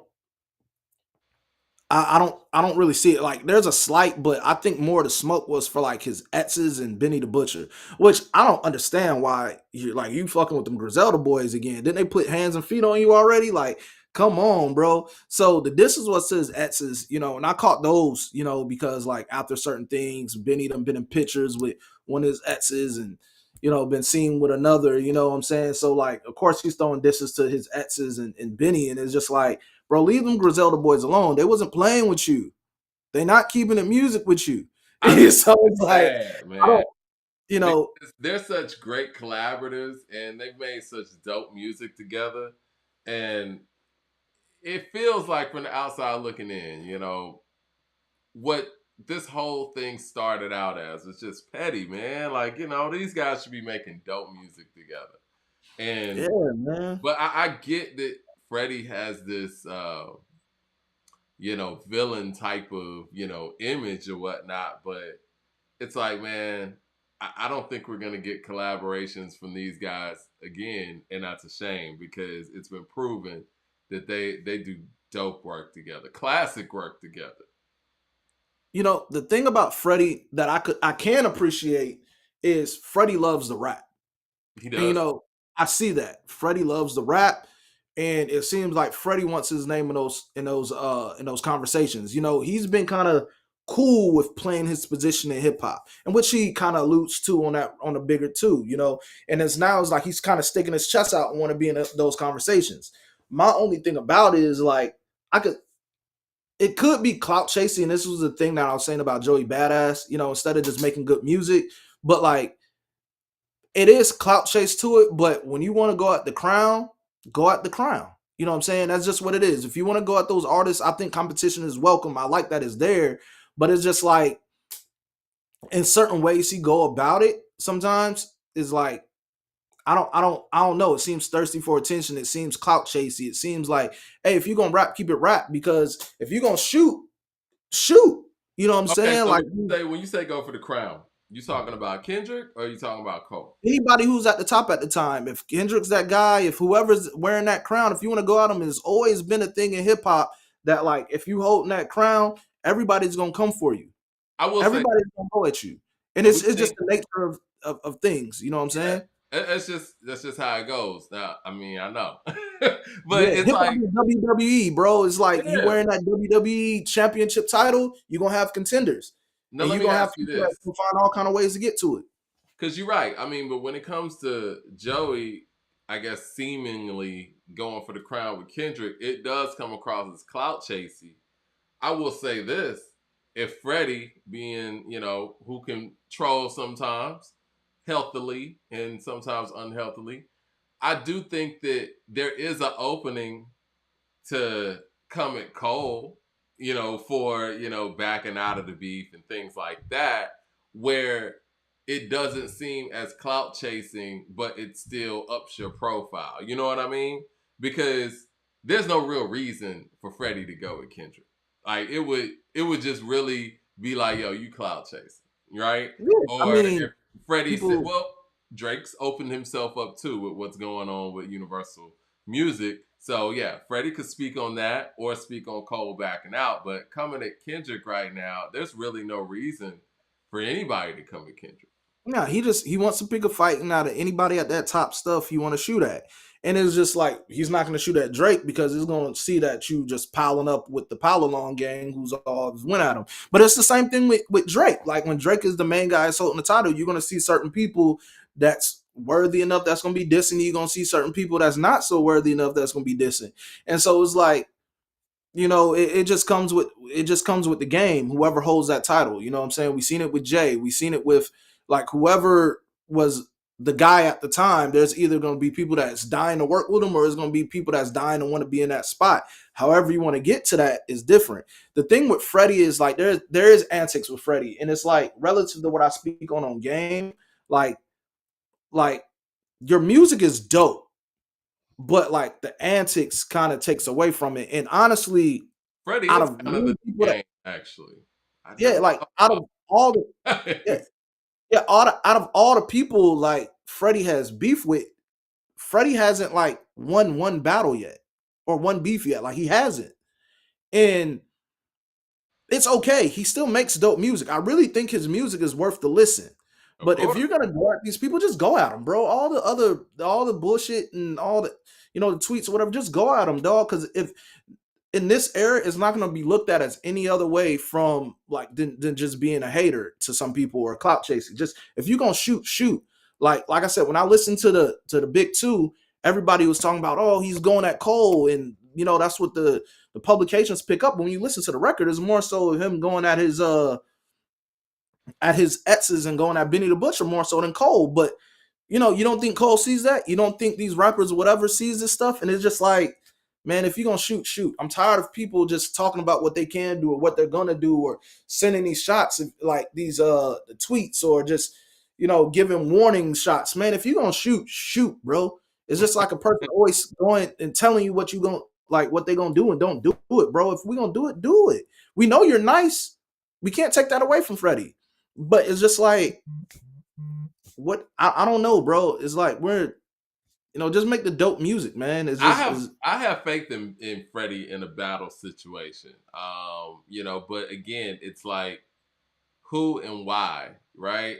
Now obviously, like I said, with the Griselda thing, that's a whole nother thing. Like that's off wax. But if we're talking about on wax, Freddie's in a tough situation. Like anybody that he's gonna really come at is gonna come across as clout chasing. Now, if you want to respond to, how you feel about Cole's songs and some of his sentiments or whatnot, and then that starts something and you speak on something in that way, that makes sense. Even though I don't feel like he did that on Big Two that much, that makes sense and that comes across where the listener can respect it and appreciate it. But like you said, when Jay was on top and everybody in the world was coming at him, the only thing that we respected is when it was Nas or a Prodigy or somebody where it made sense, where there was a history there, and it's like, yeah, somebody who is not just out here saying, yo, I'm gonna say something about Jay and I'm gonna get articles written about me. You know what I mean? And I think that at this point, what Kendrick has done, he's kind of once again separated himself from the fray. There's really no reason for anybody to even come at Kendrick. Drake was really the only one because they've had words in the past, right? Anything else at this point, you would feel like, okay, well, that's old news. Now, there are people who said that, Kendrick and Big Sean have had a silent back and forth for a long time, but, I yeah, think man, competition is competition. I welcome it. You know what I'm saying? Like, even like I said, I I wasn't too hyped about the initial Joey joint, and then he kept dropping joints. I'm like, all right, Joey's back to work, but I don't want to hear the warning shots. I don't want to hear the disses. Like, come with yeah, it. You I know what I'm agree. saying? I And if agree. you're gonna If it's like that, come with say it. it. And I'm now one thing I can say that's a positive for Joy. Now I'm looking forward to what you have as a project now, since Yeah. you've been letting off these warning shots and doing this stuff. Same with Freddie. If Freddie, you have the album last year, I feel was underrated as far as being picked up and talked about. I know we talked about it on this platform, but I don't feel like other platforms really rewarded Freddie's last project. Freddie's But mad consistent. One of the best yeah, discographies he's over the past definitely 15 consistent. years. Yeah. Definitely consistent. But with Freddie, like the clout chasing thing or whatever, because it was like at first you try to, sneak this like Drake a little bit on IG saying he stole the rabbit part on, this album with Party Next Door. That didn't get no attention. And Or then the it's like, dollar sign joint. Yeah. yeah, then it's like, okay, then I'm gonna come at Cole. And Cole's in working mode. And he got a festival coming up. Now it's like, oh well, who can I shoot at the time? Then you're gonna revisit it. And so it's just like I don't, if you, like I said, if you're gonna You shoot, just want to shoot, hear it bro. on. Like, yeah, like I'm tired of rappers just rapping about what they're gonna like, rapping about what they would do or rapping what like just get to it, bro. Get to it. Well, I You think know what I'm social saying? media Like get has to put. it, G. I think social media has allowed an outlet for that. Because before, outside of that, the only outlet you had for that was to get on the radio and talk shit. And once you got on the radio or got in a magazine article and said whatever, there were immediate responses. You know what I'm saying? And now it's so much spam, if you will, out there when it comes to people tweeting and people talking. And I mean, Kanye's added to so much of that by just saying whatever. Like you said, unfortunately, man, and I love Ye. I hope whatever. Mhm. I hope he gets back to rare form. As a fan, I feel that way. But yeah, his tweets, I don't read those anymore. I don't listen to it because he's just saying stuff at this point. It feels like he might not just be saying stuff, but it feels like at this point he's just saying whatever. But Yeah, I mean, I just think it's important to say too. I want to make sure this stays just on a competitive level. And yeah, and if people want to actually go out there and make records that the blogs and all of those people are gonna go to and put your name on it and put somebody else's name on it and put a beef tag on it, at least make sure that you go out there and really put your best foot forward with it and say somebody's name if it's like that. If it's not, just make a dope record and make dope yeah, records like you've been keep making. moving because like the trolling effort, all the outside stuff. You know what Yeah, I'm saying? Like keep to the music. That's the first thing that we're gonna judge you on is the music. Like, because if you want to just do the internet stuff, I mean, 50 does that all day. If you want to join that, whatever, that's what 50 does. You yeah, know, but he's not actively rapping. That's fine. But if you're a rapper actually rapping and you want to be recognized for that, then let's get to rapping, G. And, yeah, but that's the only thing that I can say I appreciate about Joey and him is like that we know that these are two guys that love the rap. These are two guys that have said that they want the competition. It's just that like they're tiptoeing to it. yeah. You know what I'm saying? You're tiptoeing to it. Let's get right to it. And hip hop is always gonna be like a competitive thing. And I like it when it's on wax. I like it when it stays competitive. When it goes outside, if it's not real beef and it happens to go outside of that stuff, that's when it gets corny because people get hurt when those situations come about when it's not no real beef and people are just trying to uphold the image. Now, beef is different. I But don't like think if you real on beef wax, belongs it's on. real like In my what you personal saying? opinion, I don't think real beef belongs on wax. You know what I mean? Because Some of that shit then spills over. It's just real in the field, man. Like yeah, beef is gonna be beef it on just any ignites level. it even more once it's on wax. You know what I'm saying? And Yeah, then, yeah, like yeah. you said, it's not just the individuals that get hurt; it's people around them get hurt, and it's just it's just a magnifying thing. I mean, we just saw one of the most formative mainstream battles that in hip hop history, and we saw how that went. And there was a lot of everything was on wax for the most part. You know what I'm saying? Even with all of the hoopla and mainstream media taking hold of it, it wasn't anything that, nobody got hurt. I'll put it that way. And Universal Music Group actually has a comment on that as well. That's a segue. Universal Music Group has filed a motion to dismiss Drake's defamation lawsuit over Not Like Us, arguing that he willingly engaged in a rap battle, widely considered that he lost. This is some quotes from their actual motion. Mhm. They said, instead of accepting the loss like an unbothered rap artist he often claims to be, he has sued his own record label in a misguided attempt to salvage his wounds. In spring of 2024, two of the most popular artists in the world engaged in a rap battle. Drake encouraged the feud. For example, when he felt that Lamar was taking too long to respond, Drake released a second record, Tailor Made. which he goaded. I'm sorry, yeah, which he goaded Lamar into continuing the public rap battle. Lamar did just that. One of the most successful recording artists of all time lost the rap battle, and he provoked, in which he is willing and he was a willing participant in. What do you think about some of the statements that Universal Music Group has made in regard to Drake's lawsuit?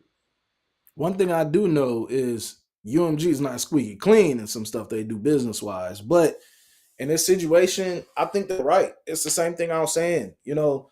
Um, I have my reserved opinions just about Drake musically throughout the time, but I felt like when he started suing, that's why I said this is where, like, outside of what criticism I have about whatever he's done musically, this is where I'm like, there's no place for this in hip hop. You could substitute any rapper in here that pulls this antic, and I'm gonna be like, I'm not gonna respect you for it. But they're right. You openly and willingly engage and challenge the beef. You said things in which there that could be like taken as, you know,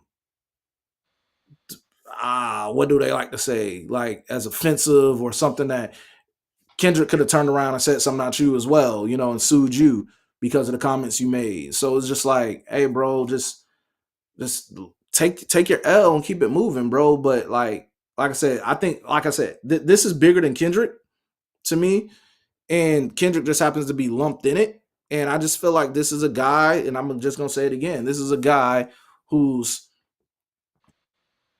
feeling the effects of a loss and feels like the same label that is usually on his side is winning is the label that's backing him losing. And at this time, I'm just like, this is corny, bro. With that last statement, obviously UMG is not backing down. So I don't know, man. I just say take your L and move it on. But I don't see this being turning out well for him. And then I wonder if it doesn't go in his favor, how is that going to work? What does that do for him musically from this point on? You know, I mean, um, he put out the last record with Party Next Door on Sony, so I don't know if there's a new, situation that is coming about, but you know, I do think this one of the powerful things that they had to say in regards to this was the fact that he did egg it on. You know what I'm saying? Like he pushed for Kendrick to respond. He kind of pulled one of those back to back things, like I've been waiting. Where you at? And and you can't do those type of things, and then when the onslaught happens, cry foul. That's really what we got here, and we all lived it, we all experienced it. And yeah, I didn't think that Kendrick was going to respond in that way. And obviously Drake didn't either. And he didn't realize that, Kendrick was going to get the full support, not just from the machine, but from his machine as well. And you just got to deal with that at that point because you wanted this. yeah. And then, I guess he didn't think it was going to happen this way, but when it doesn't happen this way, I mean, what you gonna do? Sue? Like, you kind of just gotta take that one, man. yeah. And it's just like you're suing for defamation of character. That could be things that you say can be, defaming the Kendrick as well. You also, you alluded to this man being, a woman beater. You alluded to his baby not being his. You make claims against his family. And then when he make claims against you, now it's so egregious. He called a pedophile. I'm like, man, this is a guy who took it low and another guy took it to hell. Either you're going to wear your L or keep it moving. Like, we'll see how it plays out. I know UMG is trying to get this dismissed. I don't know if it's going to play out or if they're going to be successful at getting it dismissed. We'll see how it goes, but the fact that this is always going to be an overlooming thing that's going to make you and Kendrick conjoin at the hip is just like, it's not good for either of their careers. And so like, I just want to see both of them move around with it, but it's just like, I I don't don't know. With this lingering, it's not really going to go away.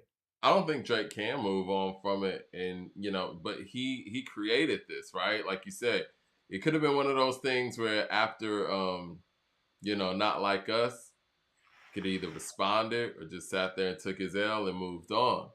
But the fact that he's actually, took it to the point of, lawsuits and things like that, he's put this in a place where he can't just move on from it. You know what I'm saying? Like it's following him now, and there is no response at this point. because Not Like Us is undoubtedly the biggest diss record of all time. I Keeps mean, bringing people back to the record. Like yeah. every time there's mention of this of whatever potential lawsuit, I think people just go revisit that shit every time there's a new report. I mean, You know, look, we're talking about it right now. We would have stopped talking about this song sometime last year. It is March of 2025, and we're still talking about it because you done put this lawsuit out here, and now we're forced to talk about it because the song is actually in the lawsuit. yeah, this man then dropped the album and everything. It wasn't my, cup of tea, that album. There's a couple joints on there I could fuck with, but I didn't really like the album. Like my criticism of Drake stays the same. I always say Drake has been giving us the same album throughout years, and it just appeals to his base. It's like kind of like the same records for me, and it lacks that substance of bringing something new for an artist that's been established for so long. That's always been my criticism for Drake. Always. But like when you take it to the ranks that you take it to, and then you go with the suing shit and all that, that's where my respect for you goes out the window. As far as I don't really care about anything else you got to say, man. Like you went above and beyond to some other shit that is kind of like we haven't seen in hip hop, and I can't respect that. Mm-hmm. I agree. I can't. I agree. Now, this, I mean, hopefully this whole thing, I mean, we don't know how it's going to play out or where it's going to end up, but hopefully this goes away, and hopefully Drake can, I think Drake just need to go ahead and take a break. I mean, you said that damn near a year ago, and he hasn't done it, and it hasn't gotten better. Well, people rock with the last album with Party Next Door. Like I said, I didn't really fuck with it. I see that like some people are now coming back around to it again. I don't know. The numbers seem to be half of what his last solo effort was. So people were listening. There's still people that checks for Drake, you know what I'm saying? But I don't think it had the impact of like his past stuff, you know what I'm saying? And like I said, if he didn't do the suing thing and have people really keeping him conjoined in the hip of Kendrick, then I could see people just like moving on to the next big thing, because unlike prior beefs where people's career has been done, we're in this kind of era where like these fans like they'll sensationalize this or whatever, the next moment they forget, and Exactly. that's the joy that these artists get now. But from what he did is just kind of like it just show how yeah, deep cut, you know what I'm saying? And then when you show how deep it is, it's like, the fans are gonna, you know what I'm saying, enjoy the record even more because they saw how much it hit you. Go on. I was gonna move on to the next thing, man. There was a track list that was posted by 92 Bricks today, and they're saying it is the original track list from Biggie's Life After Death. They said an original track list from Biggie's Life After Death album surfaced, posted on Instagram by 92 Bricks.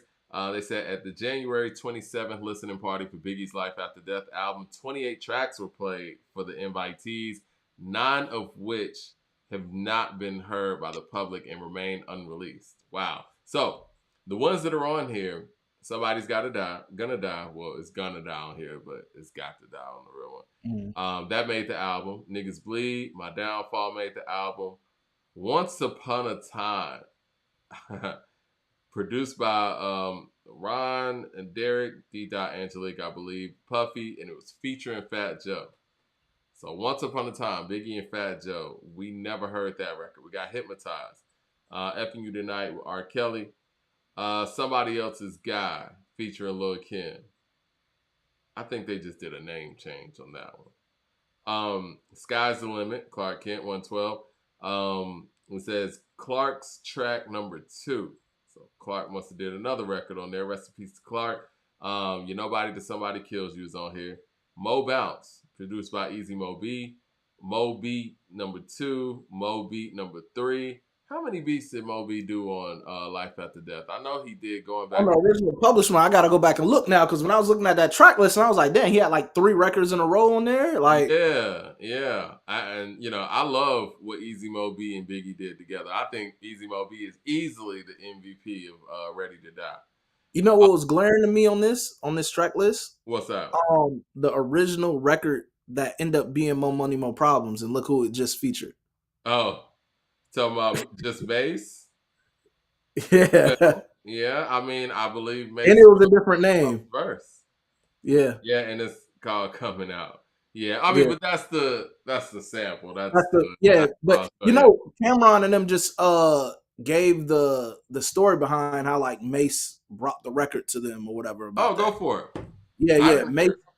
he was just saying that like he's the one who found the sample to bring the big, Okay. bring to them about that record. I think Stevie J is doing an interview with Vlad too, and he kind of talk about it, like him being behind that and how the sample or the idea was brought about by Mace or something like that. But I can it's believe. funny that on the feature, the name was coming out and it was just featuring Mace, and then it turned into More Money, More Problems featuring Mace, Puffy, and the Lots and all them on it, and Kim, and like it became a bigger record. But this on paper was just that. That was that's interesting to me. That was one of the things that stood out to me when I'm looking at that pre-track list.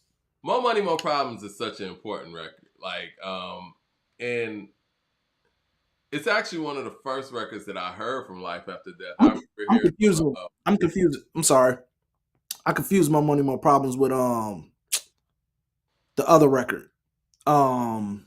Hypnotized? All About the Benjamins. All My About the bad. Benjamins. Oh, no, that's a big one. I named the Lots and Kim. Oh, okay, No, yeah. We got to talk More about Money, that. Problems is All him About the Puffy, Benjamins is a him and top 50 Puffy. hip hop Yeah, song of all time. Might be the yeah, greatest yeah, posse cut ever. That's symphony included, scenario included. But I remember More Money, More Problems, man. I heard that on the DJ Clue mixtape or on the radio, and it had Clue in the background or whatever. And I just remember, Puffy and Mace were kind of viewed as like a duo off of Can't Nobody Hold Me Down. But I feel like More Money, More Problems pushed that even further. And by the time yeah. they shot the video, Big, had been murdered. So the video was just showcasing them two for the most part. You know what I'm saying? And when you talk about the shiny suit era, I feel like that is the video that starts all of those things, or at least highlights that era. They had the yellow Air Force Ones, and they flying around, got the baggy clothes, and like More Money, More Problems is important. And it makes me wonder. I'm gonna go through the rest of this track list in a second, but it makes Yeah. me wonder, like, if Big was never murdered, what would the direction of his next album be? Because I feel like More Money, More Problems kind of opened that lane for things to be a lot more shiny. And Biggie showed that he could shine on records like that as well. And I didn't know if moving forward with the next big effort be more like More Money, More Problems, or be more like shit. I mean, I don't know. The singles on there were kind of flashy because even with Hypnotized kind of bright, you know what I'm saying? But More Money, More Problems I feel like would have been the biggest record on that album, whether Biggie was alive or not. I mean, is it fair to say that More Money, More Problems is the biggest song on Life After Death?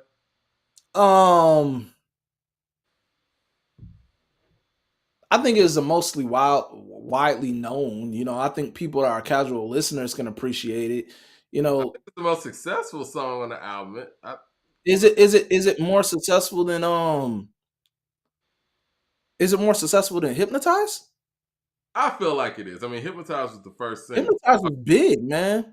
Hypnotized was big, but More Money, More Well, Problems. it probably could be. The reason why you could be right. The reason why I say it could be bigger is because, like you said, Biggie passed away. So you have like the video post his passing, and they go. I think that's how it becomes bigger, essentially. Mm-hmm. But I feel like Hypnotized to me was the biggest record, in my opinion. And More Money, More Problems were more like I don't know. Both of them are commercial records, but Yeah. that Puffy and Mace, that record is just more so radio friendly. I guess you may be right. It just impacted, everything that happened after it, right? Like, y'all say the Hypnotize is bigger. Well, I mean, I think if I pull up the numbers, I don't want to take the numbers for, Yeah, for what they are because, like you said, Big was dead by the time that More Money, More Problems came out, so it probably is the bigger record. But let's just say Hypnotize is first, boom, and then More Money, More Problems comes out. What is that? It's either second or third single because I feel like Sky's the Limit might have been third single. Anyway, it is the second single. Yep, second single from his second studio album. if it's the biggest record, then more times than not, the direction of the next album may piggyback off of that record, right? And I would hope that we wouldn't have gotten more of that, even though I love More Money, More Problems. I just find it interesting when I think about all the successes that were on Life After Death, what the direction of the next album would be. But maybe the formula with Big was to have radio records and have album records and keep that Which is balance. fine. It's fine. You know what I'm saying? Like, I think Big on that Life After Death album showed the diversity, and it Yeah, makes you wonder more what his stuff would have been after that, what the next album was gonna sound like, because there's so much diversity on that record. You have the radio joints, then you have him when he's spitting, you have the storytelling, then you have him like going into other worlds, like him on Notorious Thugs, or like there's yeah. so many records, and you get still the introspective Big. Like I said, even on Ready to Die, he was introspective. You get that in a sense, like when you listen to songs um the third single, the Sky is the Limit, and this is still reflective, but then you still get the Frank White, Yeah, but you you get also kicking the get door. records. Yeah. Yeah, you get like that, and then you go and you get records like the joint with R. Kelly. You know what I'm saying? Like, there's so many there's so many avenues that he could have went. Like, there's so many ways that he could have went with it. We just that we never got to see it. It's kind of like, His damn. ceiling was so high, man. And yeah, and I think that he would have been comfortable enough and smart enough to understand that, yo, I can operate in any of these, lanes seamlessly. Yeah, Like, he would work with DJ Premier, and I mean, really, when you think about somebody being able to seamlessly work with Puffy and DJ Premier, who are polar opposites in these hip hop spaces, it's like that's who Biggie was. Like, RZA's on this album, Puffy's on this album, R. Kelly's on this album, damn, DJ Premier's on this album, Moby's on this album, Stevie J's on this album. This guy could work with yep. anybody. And it's like, what's next? And I think that would have been the biggest question for Big moving forward, especially after an album like this. Um, I'm gonna find out how many beats Easy Mo B did. But yeah, Mo Bounce, Mo B 2, Mo B 3, they didn't even have, names for these songs yet. RZA track 2. So there's 2 RZA tracks here. Now, Mm-hmm. KG did Missing You. I didn't know that until well after the album came out. KG from Naughty by Nature. Yeah, you got KG from Naughty by Nature producing on here too. Um, let's see. I Still Can't Let You, produced by Havoc, featuring the Locks. They changed the name of that song, so we got that one. You're Nobody, incredible record.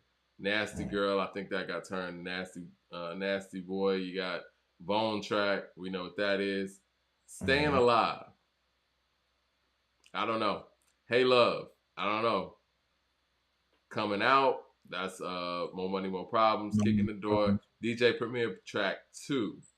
So that's probably 10 Crack Commandments. Buck Wild track. What did Buck Wild produce on this album, y'all?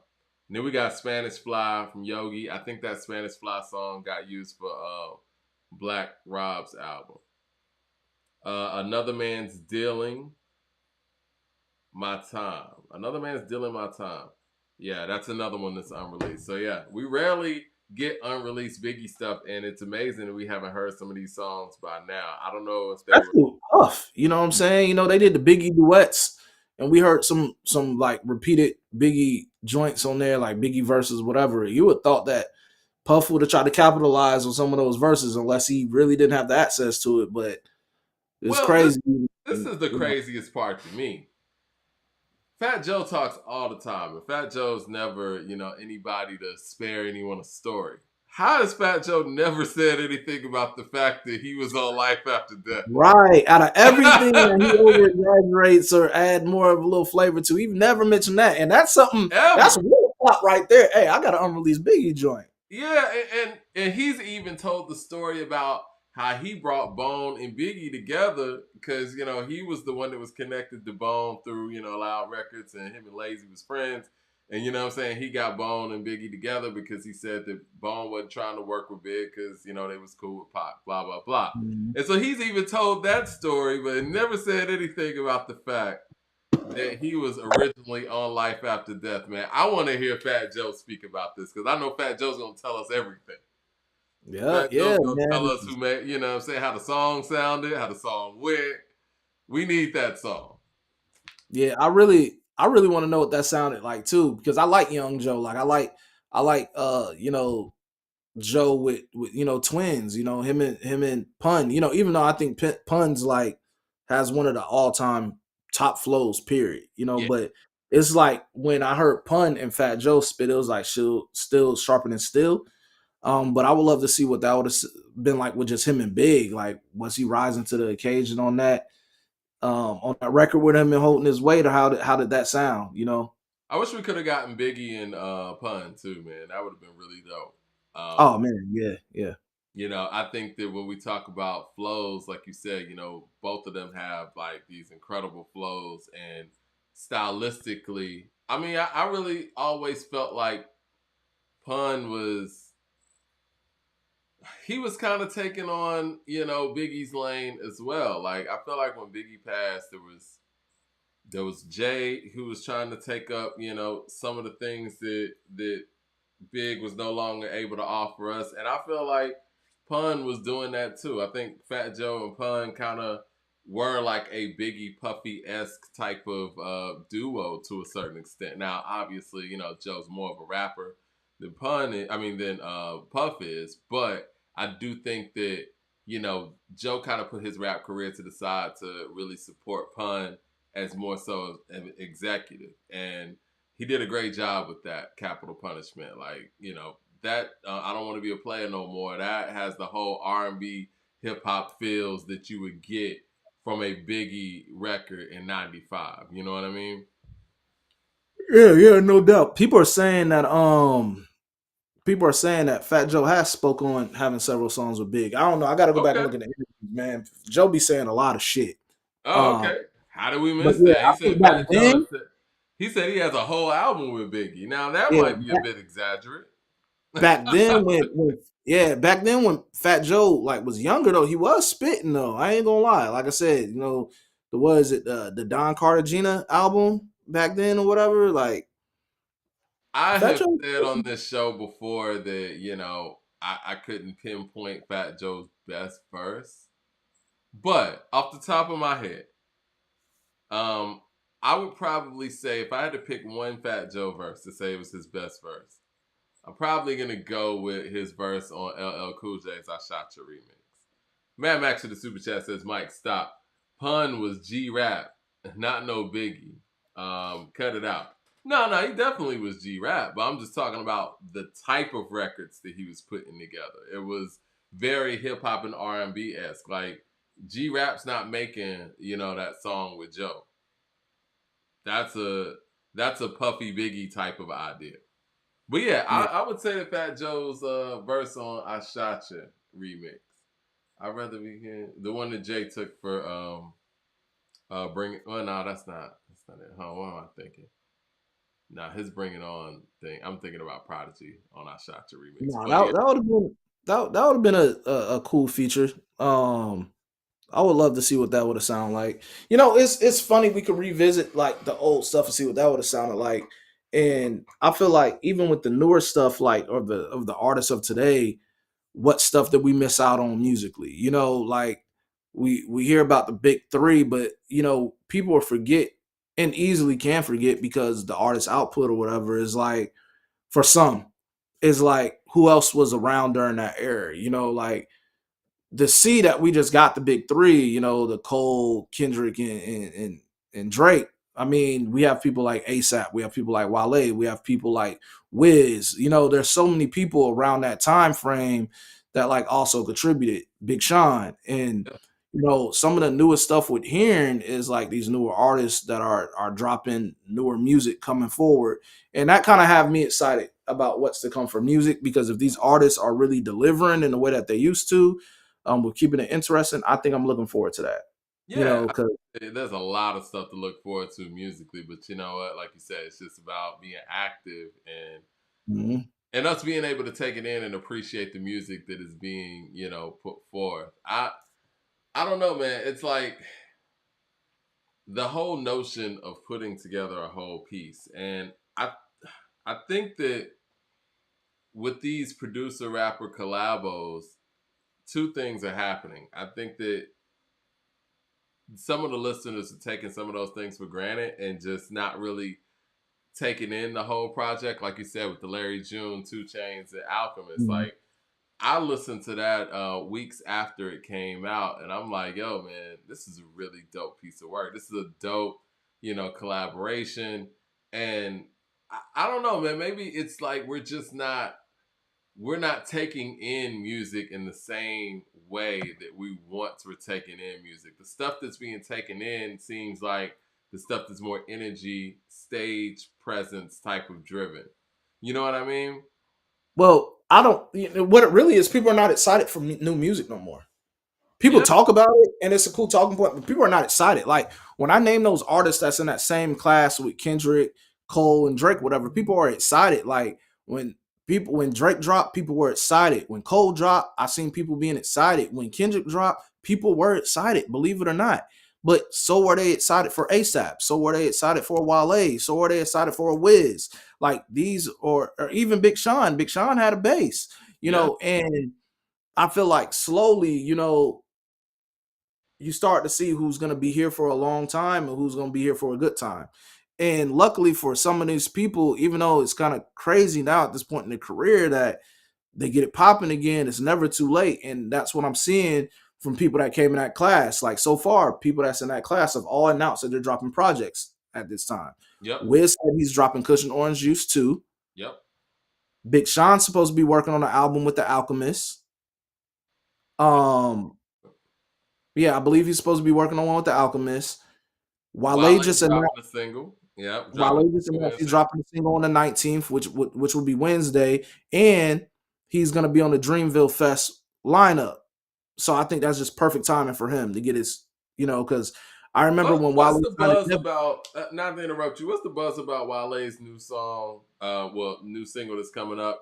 And what's the buzz about? What I'm saying, ASAP's debuting his song on Rolling Loud a couple of Yeah, days. I was gonna get to that too. So like Wale, I haven't heard too much buzz about it. Me being a Wale fan, I'm fucking with it because since he signed the like Def Jam and he released like a track then that I told you guys about on the same platform and I reported when he signed a Def Jam, we kind of never heard anything about that. And that was like a year ago. And so to see that now, and then we were just talking about Def Jam as a label, period, how they don't really have the clout as what they once did. And, was that where people are now going to where their careers die at this point. And, people were kind of thinking that with Wale going there and not hearing anything, we're like, damn. But to see that, okay, it is actually in motion. The album is gonna come. He's dropping He's dropping a single. He gave it a date. He's gonna be on Dreamville Fest. This shows me, all right. All you have to do is deliver.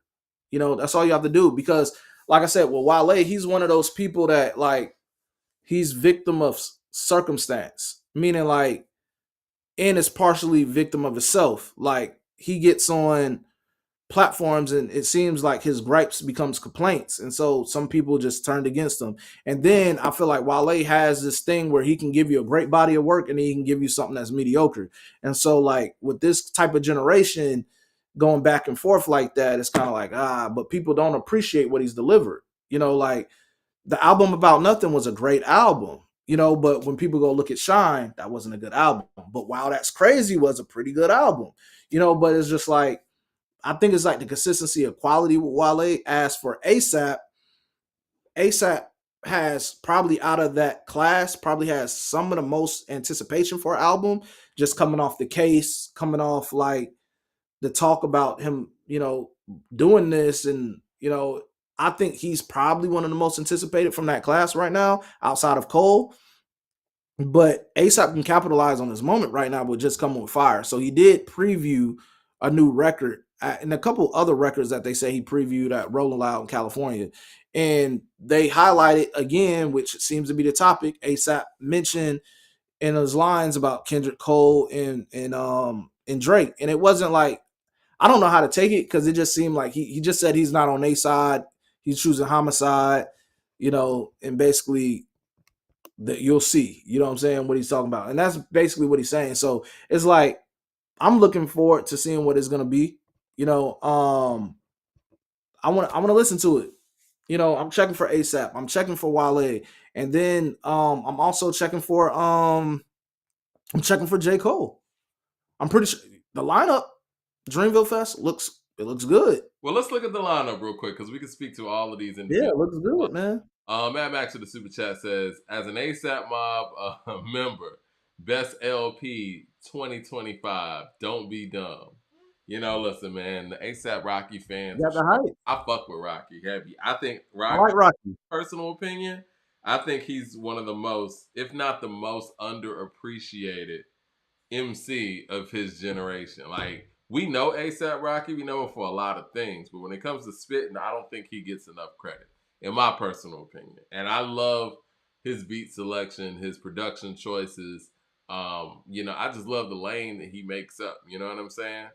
I fuck with To me, I think ASAP can actually be a star, even if people think he surpassed his time for being hot at the moment. No, you didn't. All you have to do is make a hot album. But when I say I think he's a star, because we've seen ASAP act, I think ASAP could be great in acting. I also see what he's doing in fashion. Like, he'll just name like some major role and creative something for Ray-Ban. So he's still doing it, and then he's still doing this fashion thing. Like, I think the future is still bright for ASAP. Of course. Right now. It's still bright for ASAP. Actually, I think this is probably the biggest rollout ASAP Rocky has ever experienced. And then, you know what I'm saying, he got one of the biggest stars in the world on his side, too. That helps. Free with the super chat says, I think to bridge the gap and understand the current era, it's worthwhile to revisit years in hip-hop from 2015 to 19. Wale's Florin 2 was fire, by the way. Yes, it was. Florin 2 was a good album. Yeah, I forgot I was name that. It was good. I want to talk more Wale and ASAP, but let me go through this lineup real quick. Dreamville Festival 2025. The headliners for each day, it looks like Saturday is going to be Lil Wayne with the Hot Boys and the Big Timers.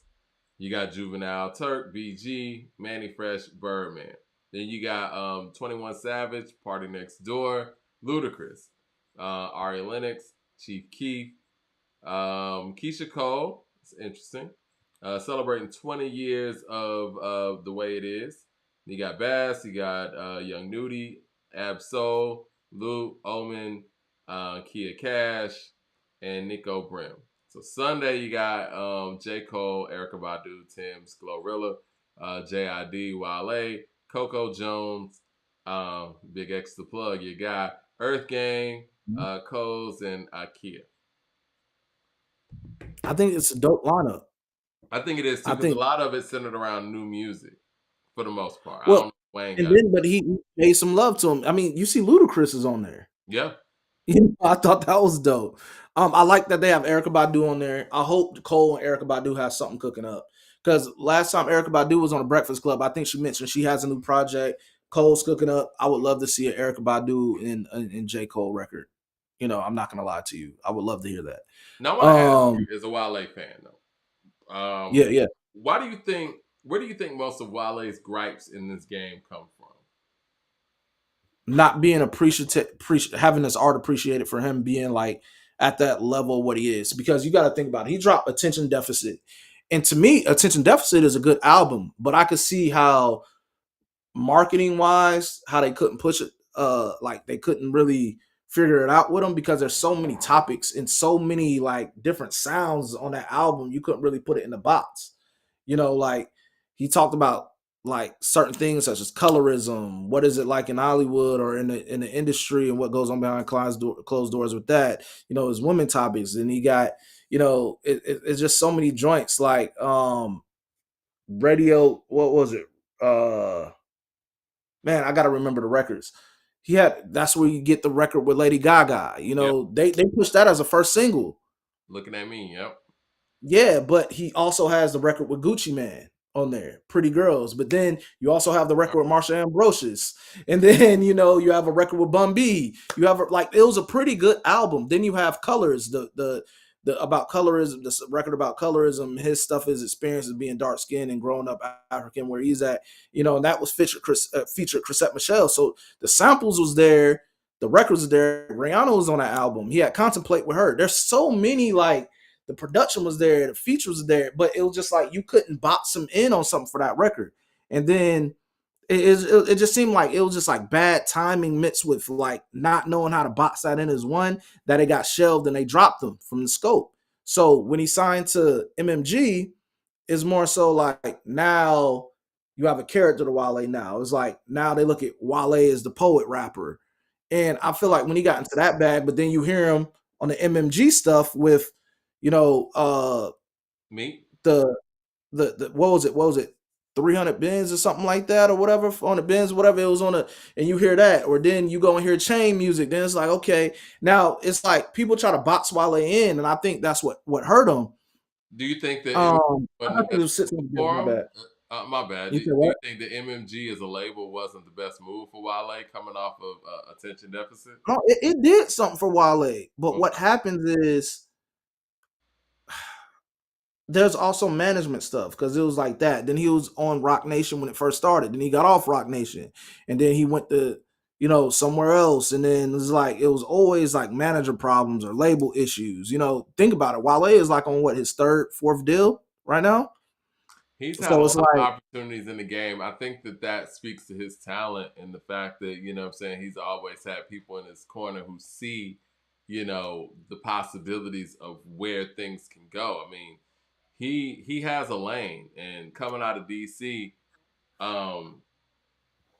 when Wale makes Wale music and kind of taps into that DC go-go type of style, or what I'm saying, it's like he does some things that his peers can't do. I think that he spent a lot of his career trying to do a lot of the things that, and maybe it's probably management and labels and all that, trying to do some of the things that some of his peers do, and some of his peers do some of those things better than he does. You know what I mean? But well, when he doubles down on his lane, I think that he does something totally different. Like, let's look at Kid Cudi. Kid Cudi's always done what Kid Cudi does. And they, with the first single, they tried with the Lady Gaga, poker face thing or whatever.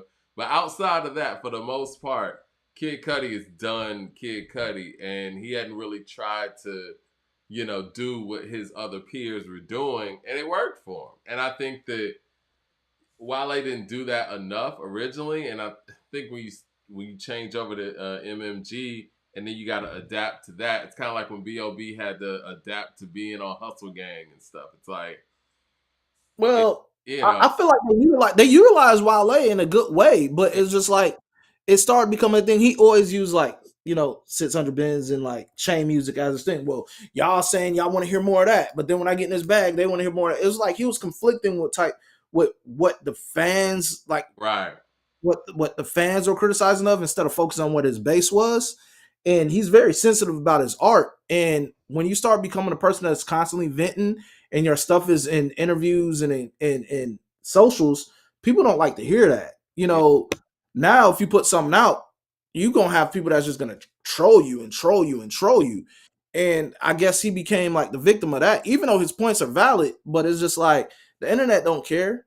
You know what I'm saying? The internet don't care. But he has good points, because Wale was doing these type of records, and the same records he's genuinely doing, it was the same records that Drake was being loved for, and it didn't seem as genuine with Drake, you know.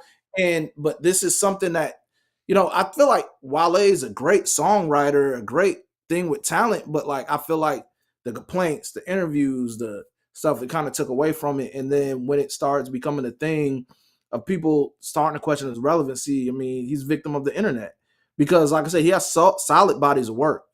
Like I said, if you go back and listen to Attention Deficit, I really think that was a good album. It just had a lot of stuff going on it as far as like direction.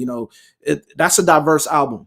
But then you have his mixtapes was dope. Then you have albums about you have Ambition. Then you get The Gifted, Yeah, which I yeah. think was a very underrated album. Very underrated album. And then there's so many records. You get the album about Nothing. You get he has records. I mean, this new album he's gonna drop is gonna be his eighth one. Yeah.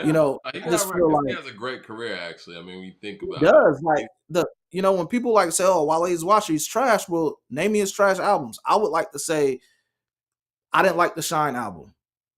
That's it. Other than What that, made you what albums made you a are Wale fan? terrible. Because I think sometimes artists need to understand, what made, their hardcore fans. Like what made you a Wale fan? It was the culture around Wale. When I was in college, my dorm mate, I only stayed in the dorm my first year when I was in college. My dorm mate was from DC.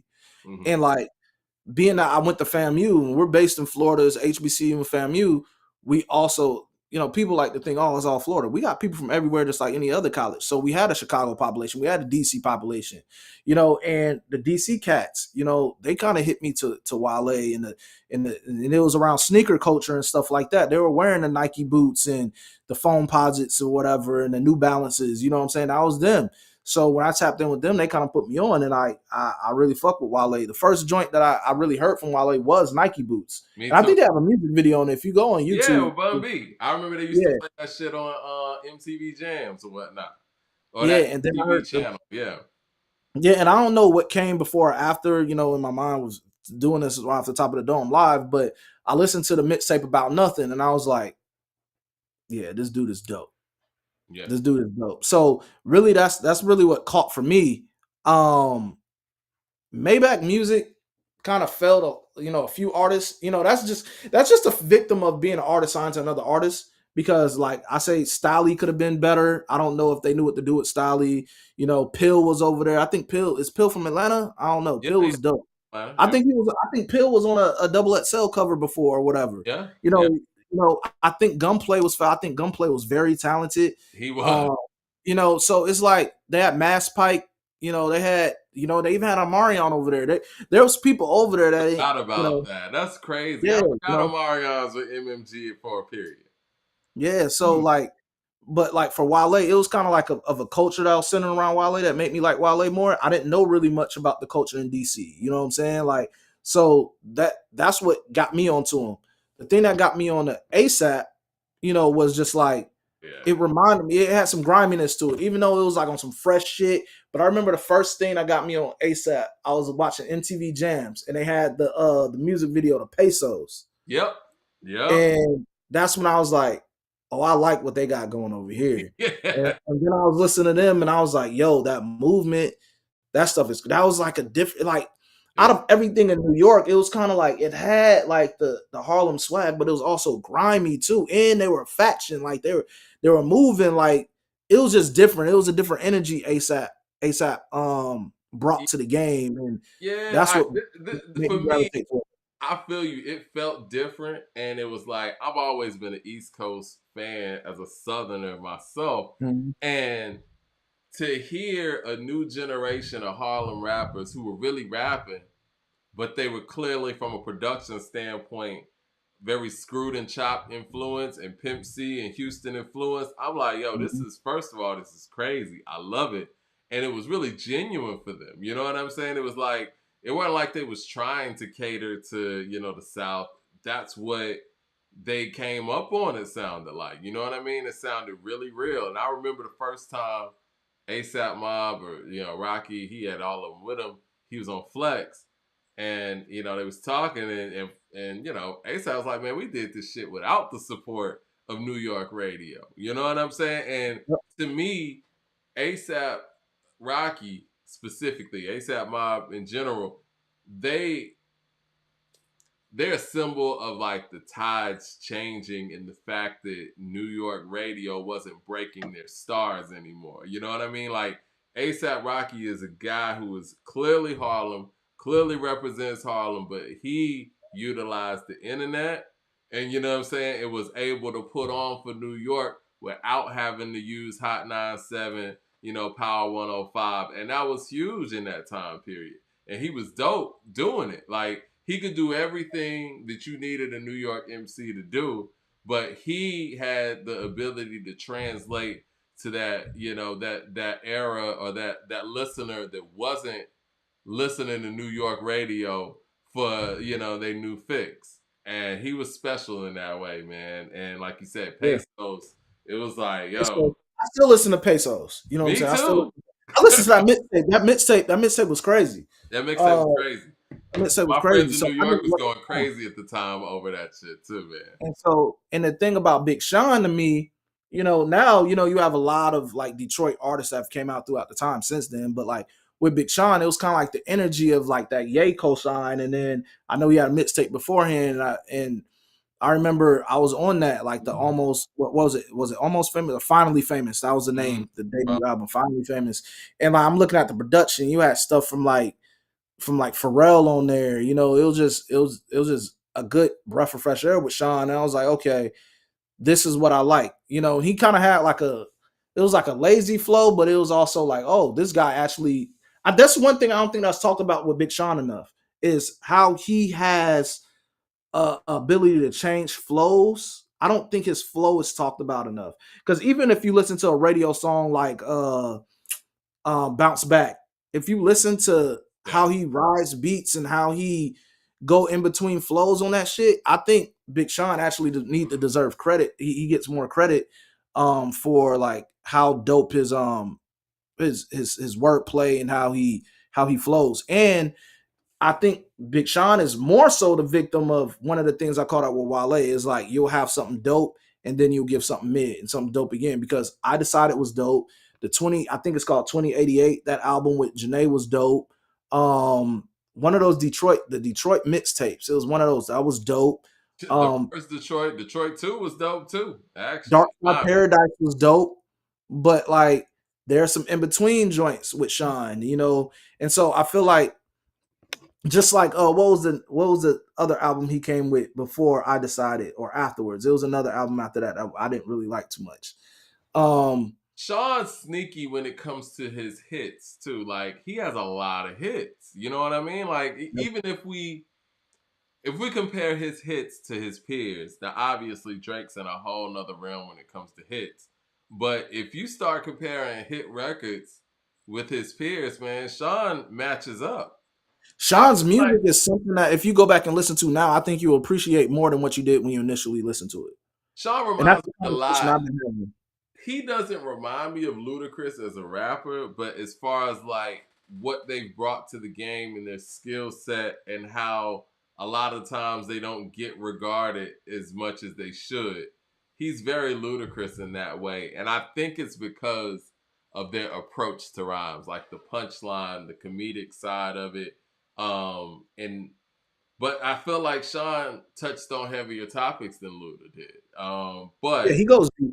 Yeah, he does. But I don't know if it's a rap voice thing or why people don't, take his records as serious as they might take another MC's records. But as far as talent goes, and talent with the pen and flow, and like you said, like some of the patterns that he's coming with, man, Sean's super dope. Yeah, definitely. Sean is one of those dudes that's like he has a talent, he has a subject. The subject, as far as his content, is there, but Sean, he also has the ability to make hits. He also has the ability to go to certain subjects that other rappers are not comfortable with talking about.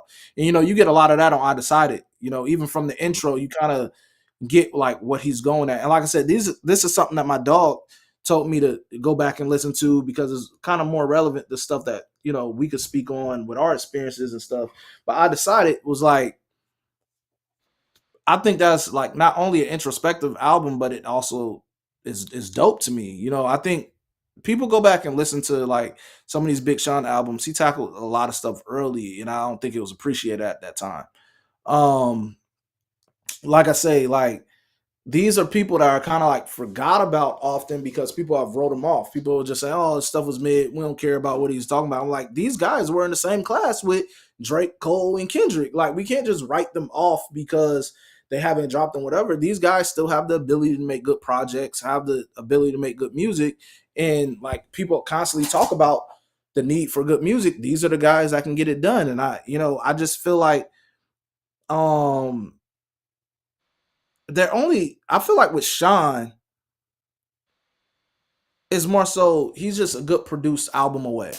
Again. I was gonna say this. I feel like it's albums that people are remembering Yeah. artists by, right? Like Kendrick has made The Good Kid, Mad City, so he came out the gate being able to be remembered in that way. 50 Cent made Get Rich or Die Trying. We're gonna remember 50. He made that. You know what I'm saying? And I feel like the artists that we remember the most are the ones that made those albums that are just etched in history, right? And I think with Drake, even if you want to go either so far gone, take care, whatever, like he has those albums that were a period, like they were a moment. And I think that an artist like a Big Sean misses that. I think even if we're talking about ASAP Rocky had that moment too. You know what I'm saying? Like, but it was more on when he was on the come up.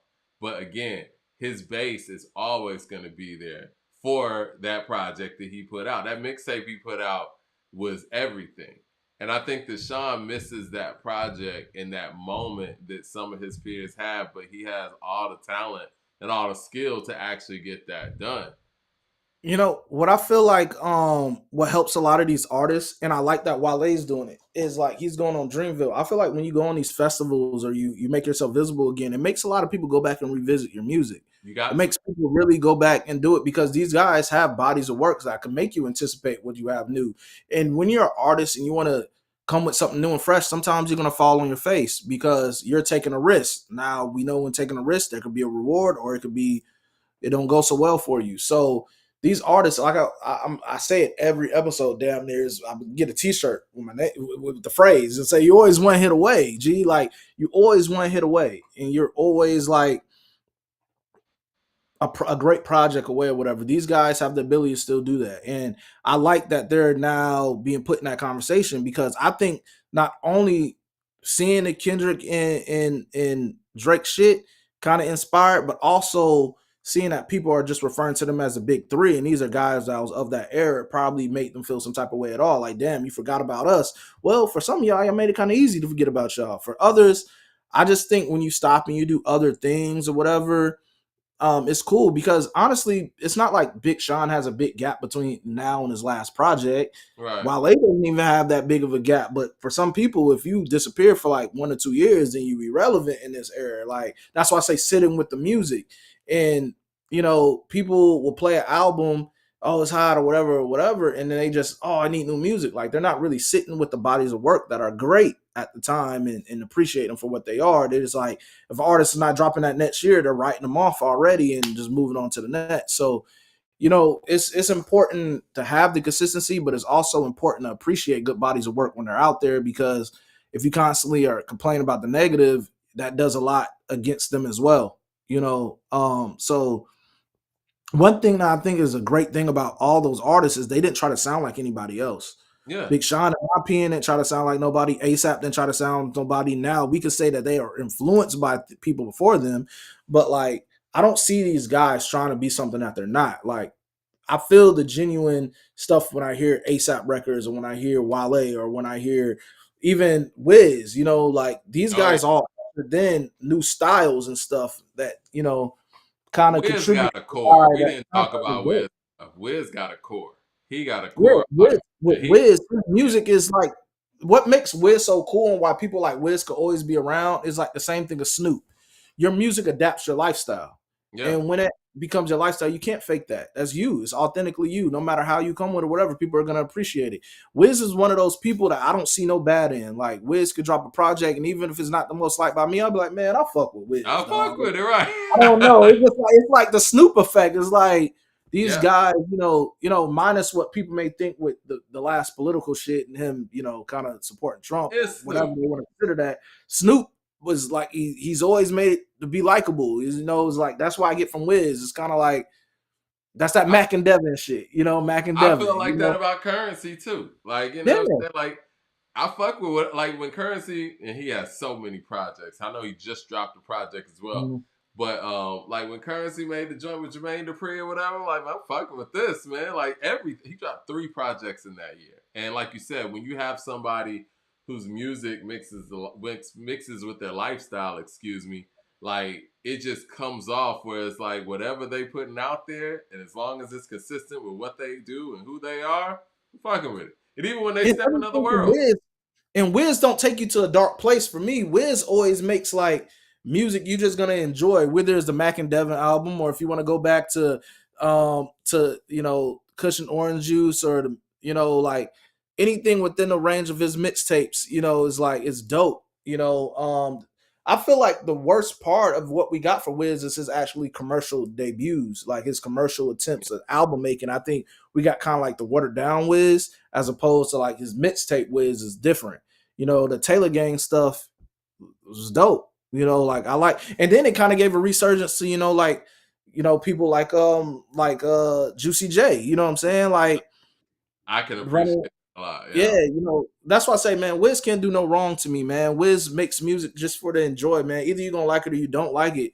But it's always like giving me those vibes, whether your thing is a smoke, if that's not you, cool. But if you just like to chill and kick it, whatever, it's just that type of music, man. It's just like these guys love the music. Like I was saying, man, Currency and Harry Fraud just dropped the project, man. Like Currency loves to make albums, man. Like, you know what I'm saying? He loves to make music and he's very consistent with it. You can hear the love whenever he does it. And his audience and his fan base, whatever he puts out, they fucking with it. Wherever he's showing up, they showing up. You know what I'm saying? Whatever Currency on, they on. Yeah, like Currency, man. Come on, man. Stone Immaculate. We talking about like Weekend at Bernie's. I mean, there's countless Currency joints, that Jet Life shit. So it's like I still listen to Weekend at Bernie's. You know what I'm saying? That's my joint. Wiz bringing back Juicy J. I don't even want to say bringing back Juicy J. He gave Juicy J a solo career, man. Like, as a 3 6 Mafia fan. Man. Yeah. As a 3 6 Mafia fan myself, man, like, I'm going to be honest with you guys. Like, if you were to ask me in like 97, 98, when I was, 3 6 at the highest, man, like, Juicy J might have been the last person out of that group that I thought would have been a solo success. Because I always saw him as a producer, right? Like Juicy J and DJ Paul as producers. And, and Paul was more so in the forefront vocally. But looking back on it now, like that Tedder Club Up Thugs project with Juicy J, DJ Paul, and Lord Infamous, Juicy J had some breakthrough moments on that project that I wasn't noticing because I was such a Lord Infamous and DJ Paul fan. But the fact that Wiz pretty much, was able to highlight Juicy J's solo career, man, that's huge. Man, that's what I'm saying. Like Juicy J has like 3 careers. You have like that first, 3 6, it's still underground. They still wasn't appreciated for what they was doing because what they were kind of on back then was kind of like for the hip hop, But you had that, and then you had the second run in the 3 6 when you have Oscars. Them coming back out and them winning the Oscars, for the Hustle Flow stuff, and then you're getting the side to side and those records and whatnot. And then I wasn't a big fan of that 3 6. I ain't gonna lie, I kind of like that. I kind of like that 3 6 stuff at that time. I mean, listen, they were great producers. They always was making shit you could bop to. But I was such a fan of that group with 6 of them, man. Like it was hard when they kept dropping like flies. Damn, where Gangsta Boo at? So you got that, and then you got the solo him. You know what I'm saying? Where now he's like.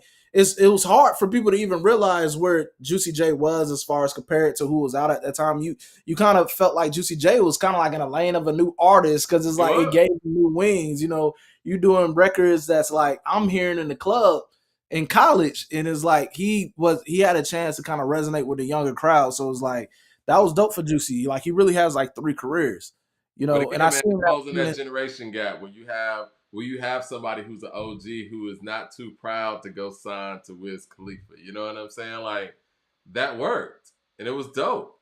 And shout out to both of them for actually doing that. Yeah, it's just like, I remember, I got a story about Juicy J. I remember I went to go see Juicy J. It was the night after I graduated from FAM. We went to go see him. It was a club in Tallahassee called Pot Bellies. And he had a concert there. and we went to go see Juicy, and niggas was just throwing bags of weed up on the stage. Like it was wild. They was just throwing like, but Juicy, he performed his joint, and that was dope. That was like the night after my college, whatever, my college concert. There's so many stories like with those artists in the beginning, like even with me being a fan, because I always tell the infamous story how I was too cool to go back to campus and I missed out on Wale and J. Cole performing in our gym. And this is before both of them had their deals, Mm-hmm. like before Wale got on MMG, and this is before I think this is like right before Cole signed to Rock. So like they performed in the gym and went crazy and was just there kicking it while it was like an experience, and I missed out on that shit. Currency used to always come to the city, perform at Pots. Wiz used to come through, perform at Pots all the time. Like that, they had a way of reaching the college crowds because people just think the college crowds is always all intellectual rap. Like niggas in college smoke too.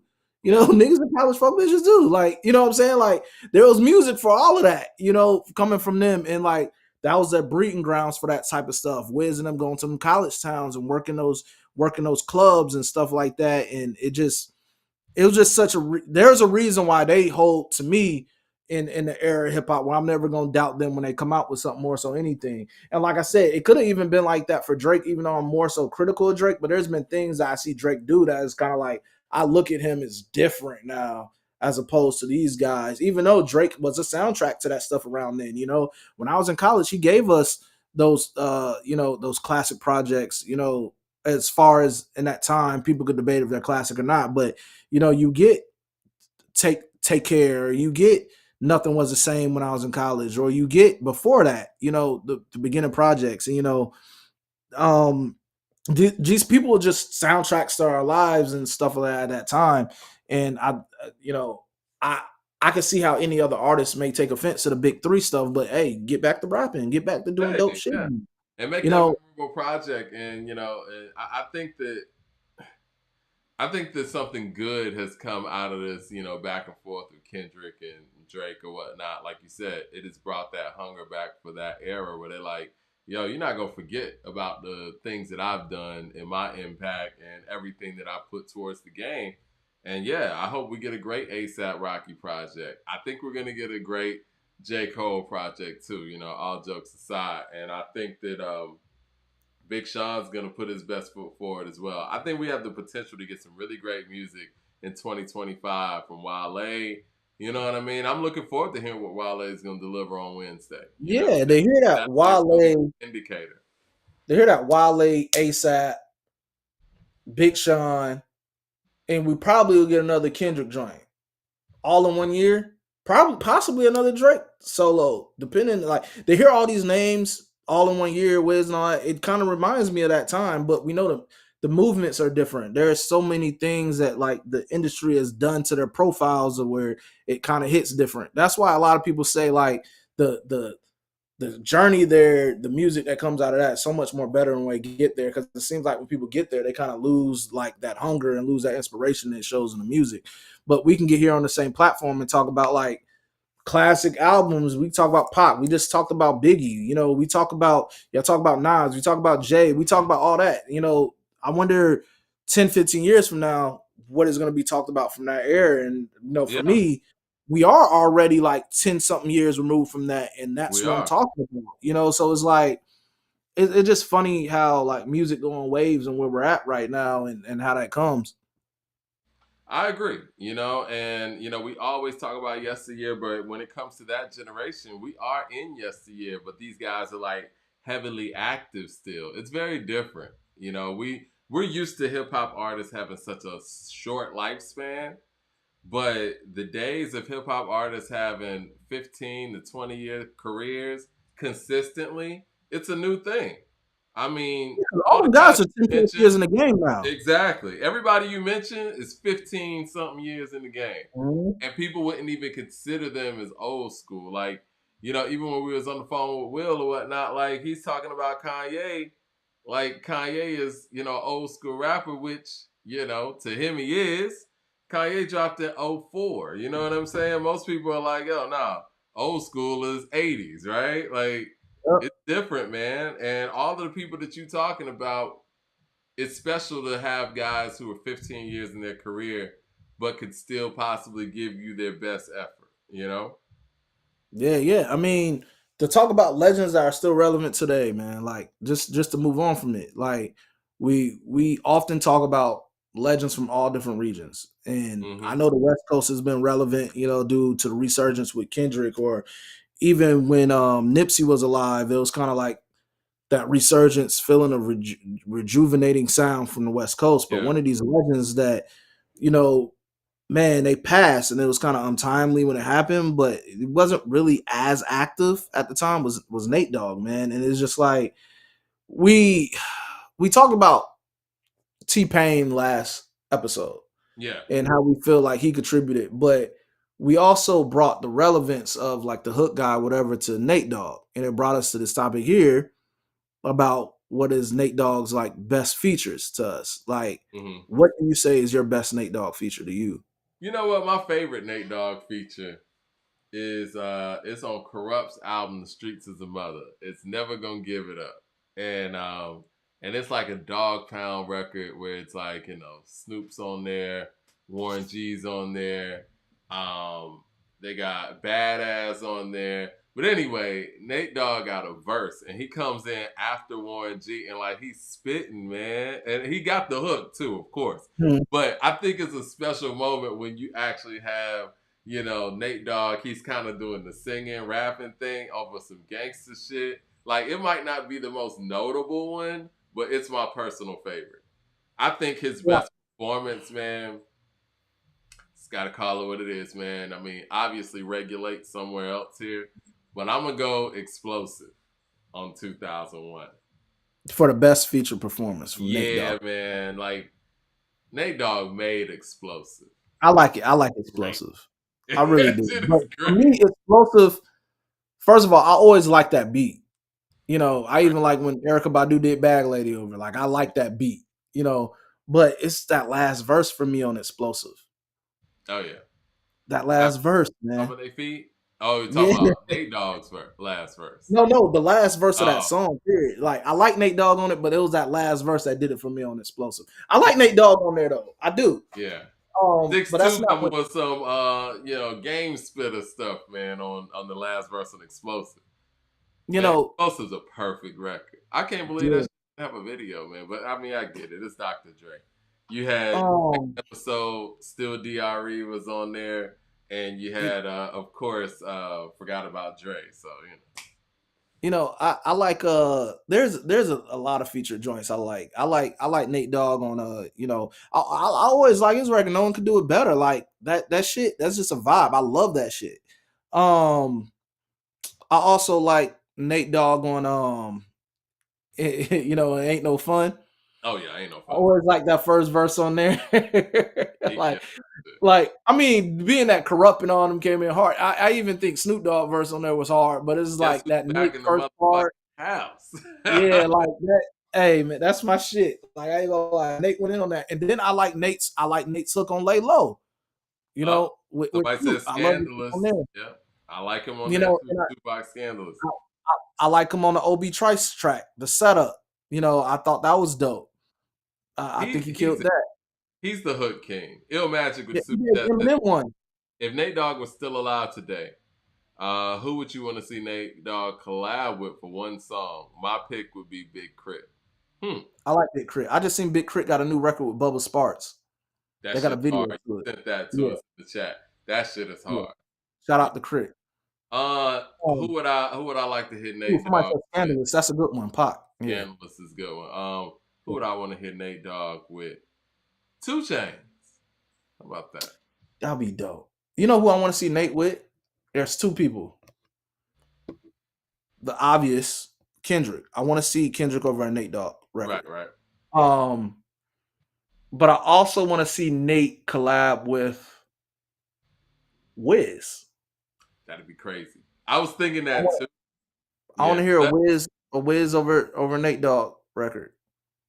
Well, I Yeah. think on that note, man, we can get up out of here, man. I know we covered a whole lot today. But yeah, I think that closing this generation gap and having all generations active, man, it ain't a bad thing, man. Like, but what's gonna happen though when everybody's active, you are going to have the people like Playboi Carti who are making music for their era, people who aren't going to possibly make music for a certain era, but they active. You got people like Wale who dropping. You got to appreciate when they drop and show support when these individuals who are making music for their demo drop. Because I Yeah, will say this, man, and I've said this on previous shows, man, when it comes to the younger generation, when they people drop, they're supporting. Straight up. yeah. I mean, I know you guys, you know, for some of y'all, the younger, the newer shit don't do it for y'all. But I guarantee, if you really searching up, there's somebody young in this generation that you're gonna like. Yeah. For real, there's somebody out here that's making exactly what you wanna listen to, bro. Like I'm telling you, because like even with me, I didn't want to be that guy that's constantly hating on the new stuff. You know, that's how I found out about like, that's why I started appreciating Amigos. That's why I started appreciating like Travis Scott, because like my sister put me on Travis Scott. And in return, I took her to her first concert was to see Travis Scott. But the first time I seen him was at Rolling Loud. And it was the Rolling Loud right when he dropped Astro World. Mm, Amazing. Amazing. man. But Migos, man, I hated the Migos when they first came out. I hated. I love I was them in when they college when first Future came dropped. I out. hated when Future dropped that first. I did not like Future at first. I remember being at a football game at Fam, and they was playing. It was a record that he was on. Racks on Racks? I remember when I Yeah, first, man. I know exactly where I was when I heard Racks on Racks, and I was like, what the fuck is this? And I didn't like Tony Montana either. Mm. I did not like those records. But when he dropped that slower record, that when I started hearing him on joints like Never End and like the slower records, like the female, I was like, hold on, he has a sound to him. When you get into that Future Hendrix joint, and then he started dropping a mixtape, and I was like, I hear him on, joints with, the joint with Pusha T and Pharrell, and I was like, hold on, that Move the Dope. I was like, I Yeah. like Future. Move that dope hard. Yeah, so Karate it's Chop, when I heard that for the first time, I was like, whoa, again, what is this? But I liked it. But yeah, I that's what I'm heard Bando saying. for the first time with Migos, and I liked it off jump. I didn't. That's another group I didn't like. I didn't like that Tony Montana. I hated that shit. Like you thought Hannah Montana. Hannah Montana. I said Tony Montana. Hannah Montana. And I'm like, I hated that shit, bro. I hated that. In the Versace song, I hated that shit. Like after Drake's verse, I did not want to hear the rest of that record. But then they start working and they start creating those records for me too. And I was like, yo, I'm hearing these niggas in the club. They don't want to be a freak no more. She don't want to be a freak no more. Like, I'm hearing a joint, she is stripper and begging me to watch. I was like, oh shit. Like, I still hear that in the club. She don't want to be like that. I'm starting hearing those vibes. Like when you in the club and you start hearing that stuff, like to really understand, I'm gonna challenge anybody. If you guys are not too like old for this, if you guys can find yourself being in that mixed crowd, I'm 34. So I can still go out to the clubs. I still go out to the festivals. I challenge you guys to really just be placed in their environment to understand it. Some of this shit is not going to be dope to you guys lyrically. Some of this is not going to be like the best thing since sliced bread lyrically, but really be in the moment of seeing the vibes that they catching and you'll have fun. I'm telling you. Or like, just go to the strip club. Nobody's too old for the strip club. Exactly. And nobody should be too old. You know what I mean? But I'm saying like really be and be with them, man. Like I went to Rolling Loud and there's a lot of people that like I wouldn't have gave a look to until I seen him on Rolling Loud. Like there was old boy, he's from Detroit, Sada Baby. I seen Sada Baby perform on a smaller stage, but he performed probably in front of like a couple hundred people, not even that lot as the main stage. And that man, he had it, Sada like to dance and shit like that on stage too. But like Sada, he made me a fan, that's why what he did important. Yeah, on that smaller stage and stuff. Like that's what I'm saying, man. Be in their environments, bro. I'm telling you guys, like you'll understand the younger generation a little bit more. Even if you don't go back and listen to it, you understand it. Because I didn't really like, that emo rap stuff, before it. But I could see how the younger, how the jits like it to a certain extent. I get it. There's a lane for that. Yeah. Just like I wasn't into the whole newer drill stuff, but I love the older drill stuff. I love the original Chief Keef and Dirk and Lil Reese and all that stuff. You know what I'm saying? You know, that was something I wasn't hip to right when it happened either. My dog from Chicago, so he kind of played that stuff in the house. So I like the shit that he played, you know, when it was on the big radio and shit, on the big speakers. But, you know, like I'm telling you, just go be in the space, man. Go understand what this stuff is about. I'm telling you guys will appreciate some of this stuff better than what we see with just listening. Because music is made for all aspects. It's for the moment, you know? House, yeah, we want to listen to your house, your car, stadium music festivals, whatever. Just go be within the you know, go touch the people, man. And I'm telling you, appreciate you. There, if it's not one artist, whether it's not Playboi Carti, whatever, I can see it. But like I'm telling you, out of this new generation, you'll at least find one artist that you like. Exactly. Well, hit like and subscribe, everybody, man. We appreciate y'all being a part of the conversation. And we're gonna holler at y'all next Monday. Yes, sir. Yes, sir.